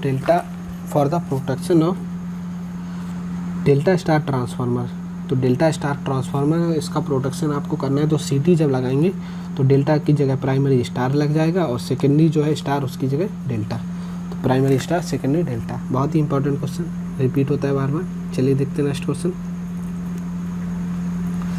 इनमें से कौन सा टाइप का मटेरियल यूज होता है वेरिएबल रिलेक्टेंस स्टेपर मोटर के लिए। तो स्टेपर मोटर के लिए यूज होता है फेरोमैग्नेटिक, आयरन, निकल, कोबाल्ट। देखते हैं next question. According to fast and Menger the corona loss, जो PC जो होता है वो प्रोपोर्शनल होता है B की पावर वोल्टेज के पावर 3 के। तो ऑप्शन B। देखते हैं नेक्स्ट क्वेश्चन। देखिए फ्रेंड आपको सिंक्रोनस स्पीड दी हुई है, रोटर स्पीड दी हुई है, फ्रिक्वेंसी दी हुई है। अब आपको निकालना सप्लाई फ्रिक्वेंसी दी हुई है, रोटर फ्रिक्वेंसी आपको निकालनी है। तो रोटर फ्रिक्वेंसी का भी हमने फार्मूला पढ़ा है कि जो रोटर फ्रिक्वेंसी होती है FR जो होती है वो SF होती है, SF यानी कि S इंटू सप्लाई फ्रिक्वेंसी यानी कि 50। अब आपको S की वैल्यू निकालनी है। S की वैल्यू कैसे निकालेंगे, S की वैल्यू ऐसे निकालेंगे 1500 माइनस 1440 अपॉन 1500 स्लिप का फार्मूला लगा के। तो 60 अपॉन 1500 ये डिवीजन कर देंगे हम। तो 2 अपॉन 50, तो ये हो जाएगा आपका 1/25। तो यहाँ इसको हम यहाँ लिख लेते हैं 1/25 इंटू 50 आपका चल ही रहा था, तो 25 दूनी 50। तो ये आपका आंसर आ जाएगा 2 हर्ट्ज। देखिए कितना आसान था फ्रेंड। देखते हैं next question. Next question friend दिया हुआ है the figure show 2 conductor of equal radius R located at a centre. तो 2 आपके कंडक्टर हैं जो कि सेंटर में लोकेटेड है। इसका डिस्टेंस आपको दिया हुआ है, Q आपको चार्ज दिया हुआ है। तो फोर्स आपको निकालना है। तो फोर्स आपका Q/2π, ऑप्शन 2 बिल्कुल सही आंसर है। चलिए देखते हैं नेक्स्ट क्वेश्चन। टैरिफ क्या होता है फ्रेंड, टैरिफ पे क्वेश्चन पूछा गया है। टैरिफ होता है आपका, tariff is define as the rate of energy. Energy की सप्लाई रेट होता है जो कंज्यूमर को हम सप्लाई करते हैं, एनर्जी रेट होता है जो कंज्यूमर को सप्लाई करते हैं। चलिए देखते हैं नेक्स्ट क्वेश्चन। नेक्स्ट क्वेश्चन है आपका द पर phase rotor equivalent circuit of a 3 phase induction motor. तो 3 फेज इंडक्शन मोटर का पर फेज रोटर इक्विवेलेंट क्या होगा, तो ये होगा R1 - S/S, ये फार्मूला होता है। तो चलिए फ्रेंड देखते हैं next question. Which of the statement is false with respect to shaded pole induction motor. तो इंडक्शन शेडेड पोल का जो टॉर्क होता है वो लो होता है, तो लो स्टार्टिंग टॉर्क, तो ये बिल्कुल गलत है।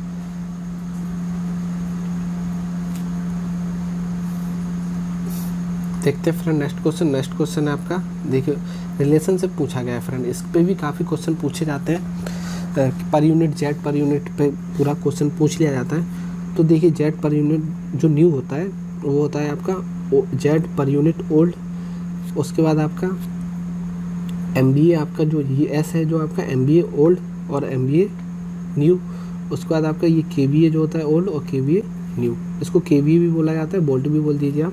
तो सही ऑप्शन है ये, डायरेक्ट फार्मूला इसका आपका पूछा गया है। अगर इसमें और हम देखें तो जेड पर यूनिट एक्चुअल में होता क्या है, तो जेड पर यूनिट होता है जेड एक्चुअल अपॉन जेड वेस। और अगर हम बात करें जेड वेस की बात करें तो जेड वेस जो होता है आपका V rated upon I rated. तो अगर इसमें हम मल्टीप्लाई कर दें वी का तो ये हो जाएगा वी स्क्वायर और ये हो जाएगा वी आई, है ना, तो ये हो जाएगा आपका वी आई। तो अगर हम इसमें वोल्टेज का मल्टीप्लाई कर दें, मतलब 10 की पावर 6 का मल्टीप्लाई कर दें तो 10 की पावर 6 जाएगा, तो 10 की पावर 3 इंटू वी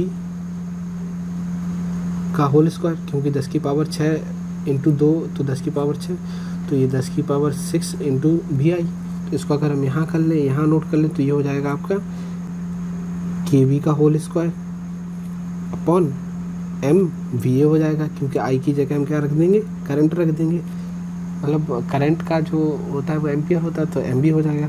तो जेड बेस इक्वल टू आपका इतना होता है। तो अगर जेड पर यूनिट आपको निकालना है तो जेड पर यूनिट में जेड एक्चुअल आपको दिया होगा और जेड बेस की जगह आप ये रख दीजिए। तो जेड पर यूनिट का फार्मूला सीधा सीधा निकल के आता है जेड एक्चुअल इंटू, यहाँ पे आप देख पा रहे होंगे KV का होल स्क्वायर इंटू MVA।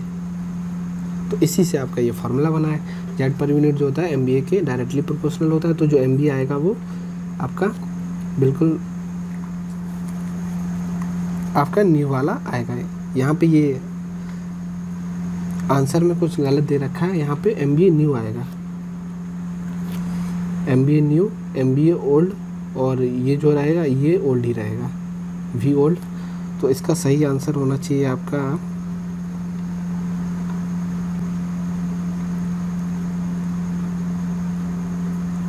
ये वाला D। चलिए फ्रेंड देखते हैं नेक्स्ट क्वेश्चन, D बिल्कुल सही होना चाहिए।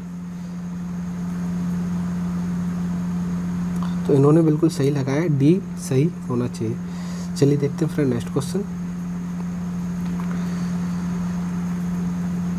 नेक्स्ट क्वेश्चन है the vivas representation of the model of transformer. तो वाइवस रिप्रेजेंटेशन आपसे पूछा गया, तो वाइवस के लिए आपको फ्रेंड पता होना चाहिए कि जब आपको T नेटवर्क दिया हो तो देखिए यहाँ का जो Y है वो आपका क्या होगा, यहाँ पे इन्फिनिटी दिया हुआ है, इन्फिनिटी होगा तभी ना ओपन है, तो Z तो यहाँ इन्फिनिटी है, तो ये Z आपका दिया हुआ है, तो Y के लिए आप क्या कर लीजिए, एडमिटेंस निकाल लीजिए, Y इक्वल टू क्या हो जाएगा 1/JX हो जाएगा ये वाला। और जब 1/0 इन्फिनिटी करेंगे तो ये 1/∞ करेंगे तो ये हो जाएगा आपका 0 और ये भी हो जाएगा आपका 0। अब Y1 मैट्रिक्स जो होता है वो होता है YA plus YB minus YB minus YB YB plus YC। YA ये वाला है, YB ये वाला है, YC ये वाला है, इसमें आप ऐड कर दीजिए 0 प्लस 1/JX कितना आएगा 1/JX, और माइनस के YB तो माइनस के 1/JX, यहाँ भी माइनस के 1/JX और यहाँ 1+JX और प्लस 0, तो ये इतना ही आ जाएगा। तो सही आंसर है ऑप्शन ए। चलिए देखते हैं नेक्स्ट क्वेश्चन।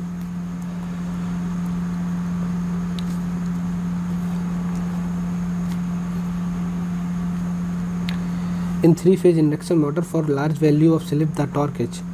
तो जो टॉर्क होता है 3 फेज इंडक्शन मोटर में लार्ज वैल्यू ऑफ स्लिप, तो जो टॉर्क होता है वो आपका होता है inversely proportional to the slip. चलिए देखते हैं friend next question. How can a load be shifted from one DC shunt generator to another running in parallel. तो फील्ड रिस्टोर्ड को रिस्टोर्ड स्टेट को हम एडजस्ट करके ये सब कर सकते हैं। देखते हैं next question, which of the following power plant has a high initial cost, इनमें से कौन सा पावर प्लांट है जिसकी हाई इनिशियल कॉस्ट है, लो रनिंग कॉस्ट है एंड मेंटेनेंस कॉस्ट है और नो स्टैंड बाई लॉस। तो हाइड्रो इलेक्ट्रिक पावर प्लांट क्या होता है। देखते हैं नेक्स्ट क्वेश्चन। नेक्स्ट क्वेश्चन है फ्रेंड, पीएसए में आपको पूछा गया plug setting multiply. Plug setting multiplier जो होता है आपका fault current upon pickup current, तो fault current upon pickup current सही आंसर है ऑप्शन 4। बहुत ही इंपॉर्टेंट क्वेश्चन है फ्रेंड। देखते हैं next question, which type of instrument do not have non linear scale. तो नॉन लीनियर स्केल मतलब मूविंग आयरन का स्केल क्या होता है, लीनियर। इलेक्ट्रोस्टैटिक का लीनियर होता है, पीएमएमसी का लीनियर होता है। तो पीएमएमसी माफ़ कीजिए, ऊपर वाले सभी के नॉन लीनियर होते हैं और पीएमएमसी का क्या होता है, लीनियर होता है। क्यों होता है, क्योंकि इसमें डिफ्लेक्शन जो होता है आई के प्रोपोर्शनल होता है, बाकी सभी में डिफ्लेक्शन जो होता है आई स्क्वायर के प्रोपोर्शनल होता है। तो पीएमएमसी सही आंसर है।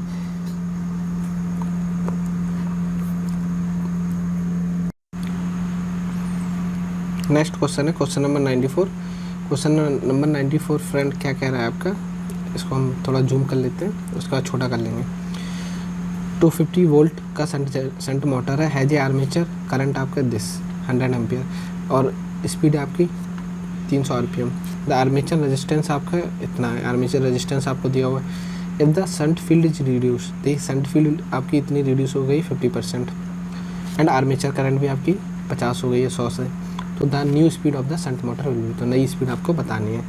तो फ्रेंड इसमें आपको कुछ नहीं करना है, सभी पैरामीटर आपको दिए हुए हैं। तो E इक्वल टू आपने फार्मूला पढ़ा होगा, E जो होता है आपका K फाई ओमेगा होता है, तो यानी कि K फाई ओमेगा होता है। तो अगर N की अगर हम बात करें तो N इक्वल टू हो जाएगा E अपॉन फाई हो जाएगा कि नहीं हो जाएगा, ठीक है हो जाएगा। तो N1 अपॉन N2 जो आपका आएगा वो आएगा E1 phi 2 upon E2 phi 1। तो अगर हम क्या करें E1 और E2 निकाल लें, क्योंकि हमें देखिए करंट दिया हुआ है, वोल्टेज दिया हुआ है, हमें बैक ईएमएफ पहले केस में कब, जब 100 एम्पियर था और दूसरे केस में कब, जब 50 एम्पियर था, निकाल लें। और फाई 1 हमें दिया हुआ है, फाई 2 हमारा 0.5 फाई 1 हो जाएगा, तो हम आराम से निकाल सकते हैं। तो ये फार्मूला काफ़ी इंपॉर्टेंट है। तो चलिए फ्रेंड इस फार्मूले को आप नोट कर लीजिए, क्योंकि अब हम इसे अरेंज करने वाले हैं। तो सबसे पहले हम निकालते हैं केस 1 में।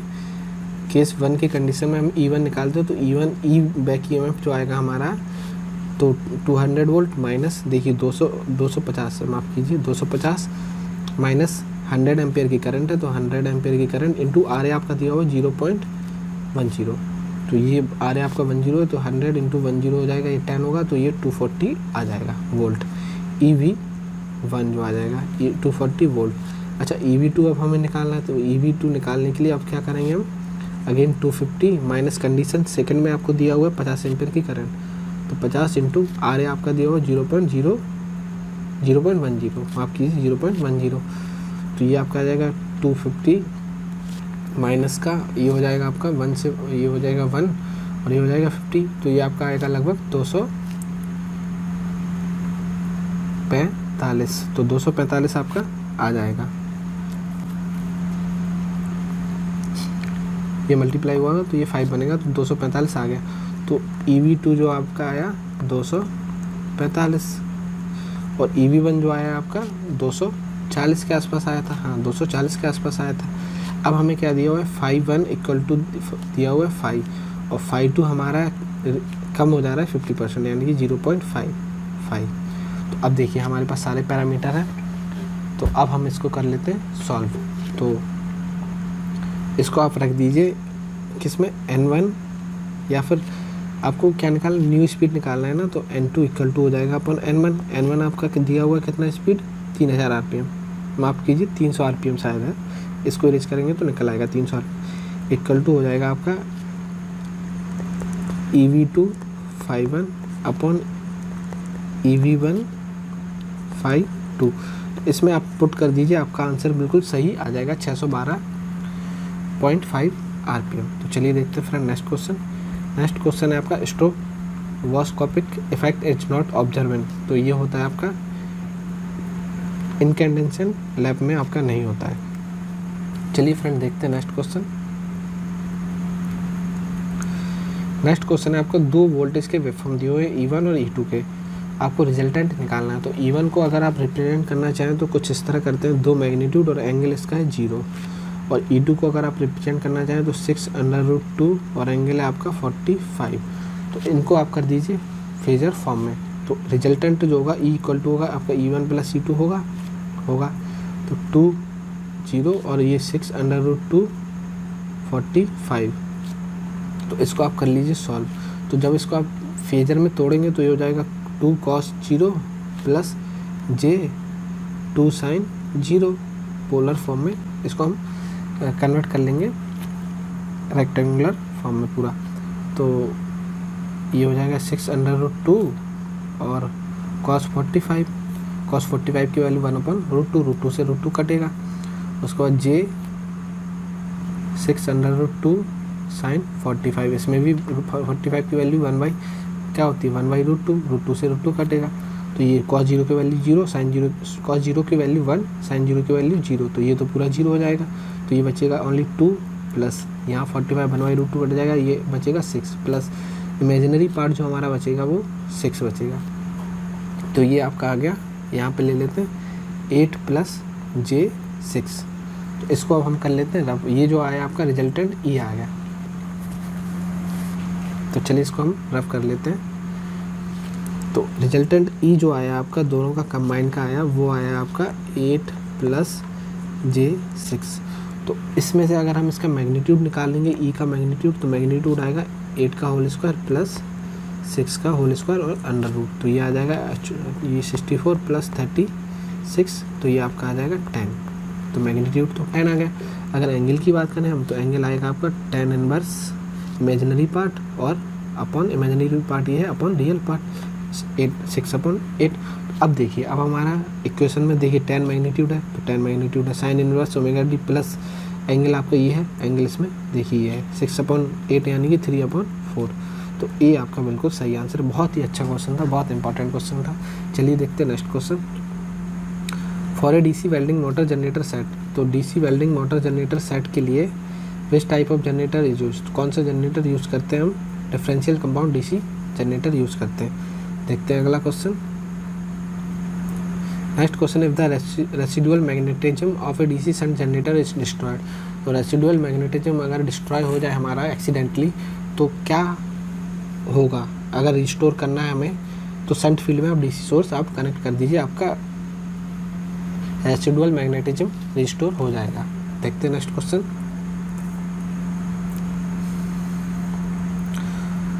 क्वेश्चन है आपका find the current I1 I2 I3, I1 I2 I3 आपको निकालना है। तो बहुत ही सिंपल क्वेश्चन है, सीधा इसे कुछ मत करिए आप। इसमें आप क्या करिए, पहले तो R निकाल लीजिए। तो टोटल आप R निकाल लीजिए। R आप यहाँ से निकालेंगे तो 2 + 4 पैरेलल 2, तो यानी कि 4 × 2/4 + 2 6, तो ये हो जाएगा 3 से आप एलसीएम ले लीजिए, 6 + 4/3 यानी कि 10/3 आपका आ गया। तो रेजिस्टेंस आ गया आपका 10/3। तो जो मेन आपकी I है, I हो जाएगी आपकी I इक्वल टू हो जाएगी 20/10/3, 3 आपका ऊपर 3 और ये 10 से 20 2 बार आपका क्रॉस हो गया, तो 2, तो I आपकी आ गई 6 एम्पियर। तो जो आपकी मेन करंट आ गई है वो 6 एम्पियर आ चुकी है। तो देखिए I1 तो आ गया आपका 6 एम्पियर। अब यहाँ पे जब आपका 6 एम्पियर आ रहा है, यहाँ पे आप करंट डिवीजन रूल लगा दीजिए। तो I2 जो आपका आएगा, I2 इक्वल टू आएगा, देखिए आप I2 निकालना है तो अपोजिट ब्रांच का रेजिस्टेंस यानी कि 4 अपॉन टोटल रेजिस्टेंस 4 + 2 यानी कि 6, और टोटल I आपका कितना है 6, 6 से 6 कट गया, तो I2 आपका आ गया 4 एम्पियर, माफ़ कीजिए 4 एम्पियर। तो देखिए I2 जो आपका आया वो आया आपका 4 एम्पियर आ गया। 4/6 × 6, हाँ, तो I2 जो आपका आया आपका 4 एम्पियर आ गया। अब हम निकालते हैं I3। तो I3 निकालने के लिए हमें क्या करेंगे, अपोजिट ब्रांच का रेजिस्टेंस यानी कि 2/6 और इंटू मेन करंट यानी कि 6, तो ये इसको काटेंगे तो 2 एम्पियर आ गया। तो आपका आंसर आ रहा है 4 6 4 2, तो 6 4 2 सही आंसर है। तो इसमें ही जो है आपके ऑप्शंस मैच हो रहे हैं और किसी में मैच हो नहीं रहे, तो सही आंसर है आपका 6 4 2। वैसे आपका जो सीक्वेंस है वो होना चाहिए 6 4 2, लेकिन यहाँ दिया हुआ है 6 2 4, सही आंसर है ऑप्शन दूसरा। देखते हैं next question.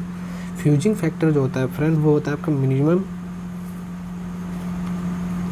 Minimum fusing current to the current rating of the fuse.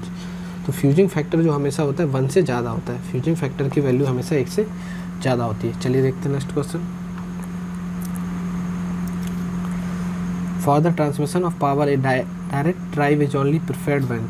तो ट्रांसमिशन ऑफ पावर में डायरेक्ट ड्राइव यूज़ करते हैं जब हमारी speed of the drive mechanism equal to the motor speed, जब आपकी स्पीड बिल्कुल सेम होती है। चलिए देखते हैं नेक्स्ट क्वेश्चन। नेक्स्ट क्वेश्चन आपका क्वेश्चन नंबर 102। तो क्वेश्चन नंबर 102 आपका क्या कह रहा है फ्रेंड, देख लेते हैं जूम करके, छोटा दिख रहा है।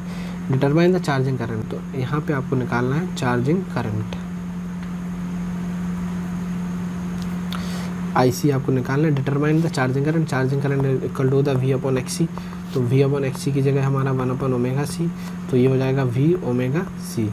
तो V देखिए, determine the charging current, frequency आपको दी हुई है, वोल्टेज आपको दिया हुआ है, कैपेसिटेंस आपको दिया हुआ है, तो बस हो जाएगा कैसे, ये आपको देखिए चार्जिंग करंट में क्या निकाला था, IC इक्वल टू V/ωc। तो V की जगह 500 किलो वोल्ट में, तो इंटू 10⁻³ वोल्ट, ओमेगा यानी कि 2 पाई इंटू एफ कितना है आपका 50 हर्ट्स, इंटू C आपका दिया हुआ है 2 नैनोफैरेड। तो 2 इंटू 10⁻⁻9 और अपन 10⁻³ तो ये हो गया आपका। तो इसको जब आप सॉल्व करेंगे तो 0.1 पाई ही आपका आंसर आएगा। बहुत ही अच्छा क्वेश्चन था। चलिए देखते हैं नेक्स्ट क्वेश्चन। नेक्स्ट क्वेश्चन है फ्रेंड, पावर की आपको डायमेंशन पूछी गई है। तो डायमेंशन पे भी हमने अक्सर देखा है कि एक क्वेश्चन पूछ लिया जाता है, तो डायमेंशन के क्वेश्चन चलिए देख लेते हैं।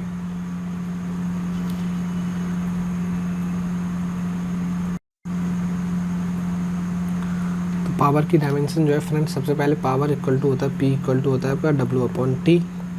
अच्छा, W इक्वल टू होता है आपका F इंटू D, बल इंटू विस्थापन। अच्छा, F इक्वल टू होता है आपका M इंटू A। अच्छा, A की जो विमा होती है, A इक्वल टू की विमा होती है LT-2। विस्थापन अपॉन समय होता है, विस्थापन अपॉन समय, तो विस्थापन LT-1, तो ये A की जो विमा है वो ये होगी। तो F की जो विमा है आपकी हो जाएगी MLT-2, क्योंकि F में M का फैक्टर मल्टीप्लाई हो जाएगा। ठीक है, A की विमा LT-2, F की विमा MLT-2। तो W की जो विमा है वो हो जाएगी आपकी F इंटू D भी हो जाएगा। तो D यानी कि L लेंथ का होल स्क्वायर, तो ML² T-2। अच्छा ठीक है, उसके बाद P की विमा जो है इसमें अपॉन T भी लग जाएगा, T लग जाएगा तो T⁻³ हो जाएगा। तो ML² T-3, तो ML² T-3 बिल्कुल सही। तो बहुत ही इंपॉर्टेंट क्वेश्चन। चलिए देखते हैं next question. For an identical DC generator, what should be the number of poles such that EMF generated in case of lap binding and wave binding will be same।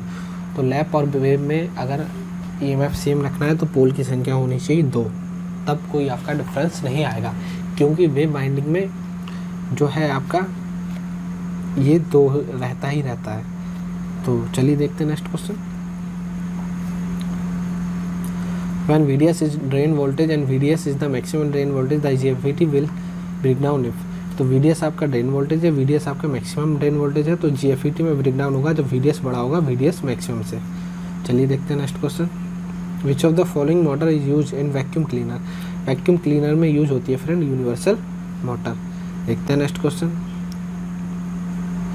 इसमें लिखा है Ajax Wyatt furnace is which type of furnace. तो ये होती है आपकी vertical core type induction furnace. देखते हैं next question. The maintenance of transmission line passing through polluted और coastal area should be completed 1।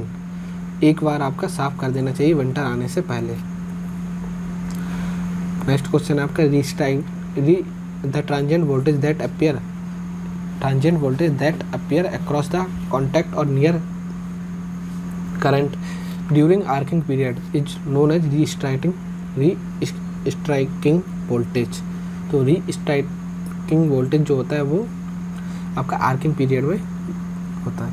देखते हैं next question. The ratio of illumination under actual condition to the illumination when everything is perfect is known as depreciation factor. देखते हैं next question. तो next question है, पहले friend zoom करके आप देख लीजिए। 3 आपके लोड हैं, capacitive load, inductive load, resistive load. तो पूरी आपको कॉम्प्लेक्स पावर बतानी है। तो चलिए अब इसका जूम हटा देते हैं, स्पेस बना लेते हैं सॉल्व करने के लिए। तो फॉर कैपेसिटिव लोड, तो फॉर कैपेसिटिव लोड के लिए जो है आपका, तो लोड 1 है आपका, तो लोड 1 के लिए आपका जो पावर हो जाएगा P1 इक्वल टू हो जाएगा, देखिए 40 किलोवाट है, कैपेसिटिव लोड है तो ये माइनस J और रिएक्टिव पावर 40, ठीक है। P2 जो होगा आपका इंडक्टिव के लिए, फॉर इंडक्टिव लोड, तो ये हो जाएगा 35 प्लस, ये प्लस क्योंकि इंडक्टिव लोड है, तो लैगिंग पावर फैक्टर है तो J और ये 120 kVAR। P3 जो आपका रजिस्टिव है तो सिर्फ ओनली किलोवाट दिया हुआ है। अब इन तीनों को कॉम्प्लेक्स पावर को आप जोड़ दीजिए तो टोटल पावर आपका आ जाएगा 35 प्लस 10 45 प्लस 15, ये हो जाएगा आपका 60, और ये आपका माइनस हो जाएगा क्योंकि ये माइनस में है, तो ये हो जाएगा प्लस J80। तो ऑप्शंस बी बिल्कुल सही आंसर है KVA। तो चलिए देखते हैं friend next question.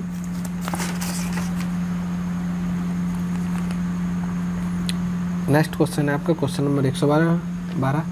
2 steam driven alternator are operating in parallel, तो पैरेलल में ऑपरेट हो रहे हैं। The load sharing between them may be adjusting by varying the steam supply to the prime movers. तो steam supply to the prime movers. The basic of insulation design in modern EHV lines. Modern EHV line का insulation जो design होता है वो switching voltage से design होता है।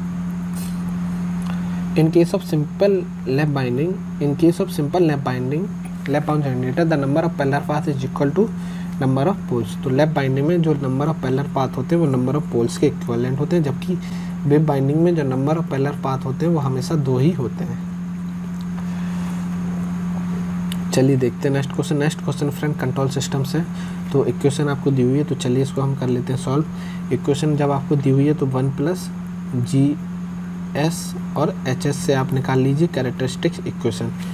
तो 1 प्लस GHF ये दिया हुआ है आपको 1/S का मल्टीप्लाई कर दीजिए तो 2S की पावर 5 प्लस 3S की पावर 4 प्लस 2S की power 3 plus 3S square plus 2S। और जब ये इस तरफ जाएगा LCM लेके तो लगभग आपका आ जाएगा कैरेक्टरिस्टिक्स इक्वेशन जो आएगी आपकी 2S की पावर 5 प्लस 3S की पावर 4 प्लस 2S की power 3 plus 3S square plus 2S plus 1 equal to 0।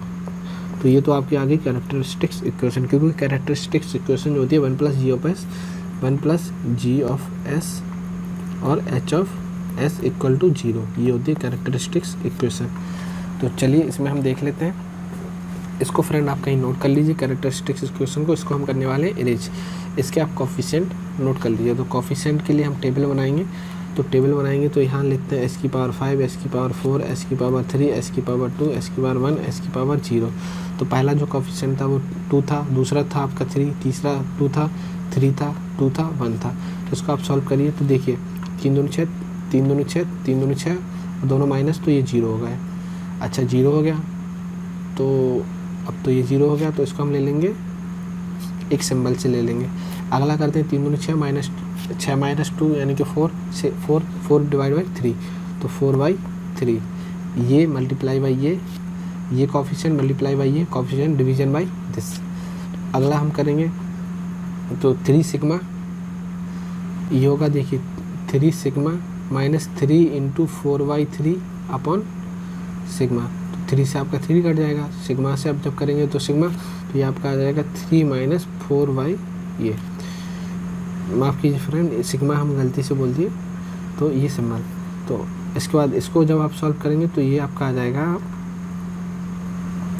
इसका मल्टीप्लाई बाई इसका ये 0, तो ये 1 आ जाएगा आपका। इसके बाद और सॉल्व करेंगे तो इसको अगर को सॉल्व करेंगे तो ये आ जाएगा 4/3, अगला ये 1 आ जाएगा।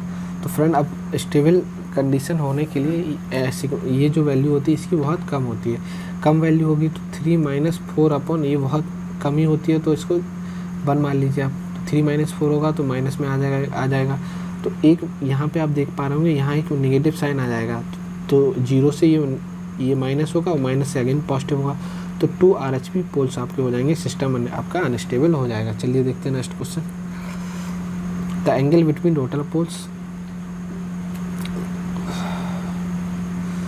the angle between the rotor poles of a synchronous motor and synchronous rotating stator flux is called। तो जो एंगल होता है आपका rotating poles of synchronous motor and synchronously rotating stator flux, तो ये होता है आपका टॉर्क एंगल, तो इसे बोला जाता है टॉर्क एंगल। चलिए देखते हैं next question. A linear system जो होता है आपका सेटिस्फाई करता है सुपरपोजिशन भी और होमोजेनिटी भी, तो बहुत ही इंपॉर्टेंट क्वेश्चन है। चलिए फ्रेंड देखते हैं नेक्स्ट क्वेश्चन।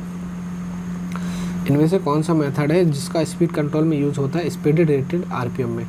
तो हमेशा याद रखिए, अगर आपका ये बेस स्पीड है तो बेस स्पीड से ऊपर आपको स्पीड कंट्रोल करनी है तो फ्लक्स कंट्रोल यूज होगा, अगर नीचे का स्पीड कंट्रोल करनी है तो आर्मेचर रेजिस्टेंस मेथड यूज होगा। तो फ्लक्स कंट्रोल मेथड जो है आपका बेस स्पीड से ऊपर यूज किया जाता है। इसके बाद आपका transfer function of the lead compensator, तो लीड कंपनसेटर का जो ट्रांसफ़र फंक्शन होता है वो आपका ये होता है, बीटा की वैल्यू जिसमें 1 से कम होती है, ये आपको याद करके रखना है। चलिए देखते हैं नेक्स्ट क्वेश्चन। नेक्स्ट और लास्ट क्वेश्चन है फ्रेंड आपका सर्किट ब्रेकर, जो आपका सर्किट ब्रेकर है वो रेटेड है आपका इतने एम्पियर और इतने MVA में, इतने kV, 3 phase oil circuit breaker, find the breaking capacity. तो देखिए फ्रेंड, जब आपको रेटिंग दी हुई है तो ये आपकी होती है ब्रेकिंग कैपेसिटी, तो यही है आपकी ब्रेकिंग कैपेसिटी 1200 MVA।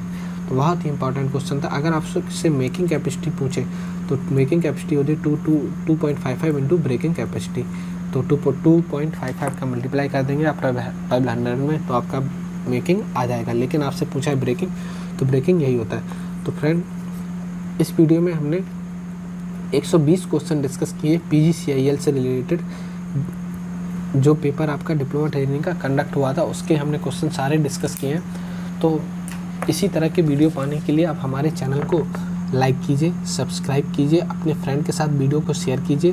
और काफ़ी हेल्पफुल वीडियो था क्योंकि PGCIL के एग्ज़ाम चल रहे हैं अभी।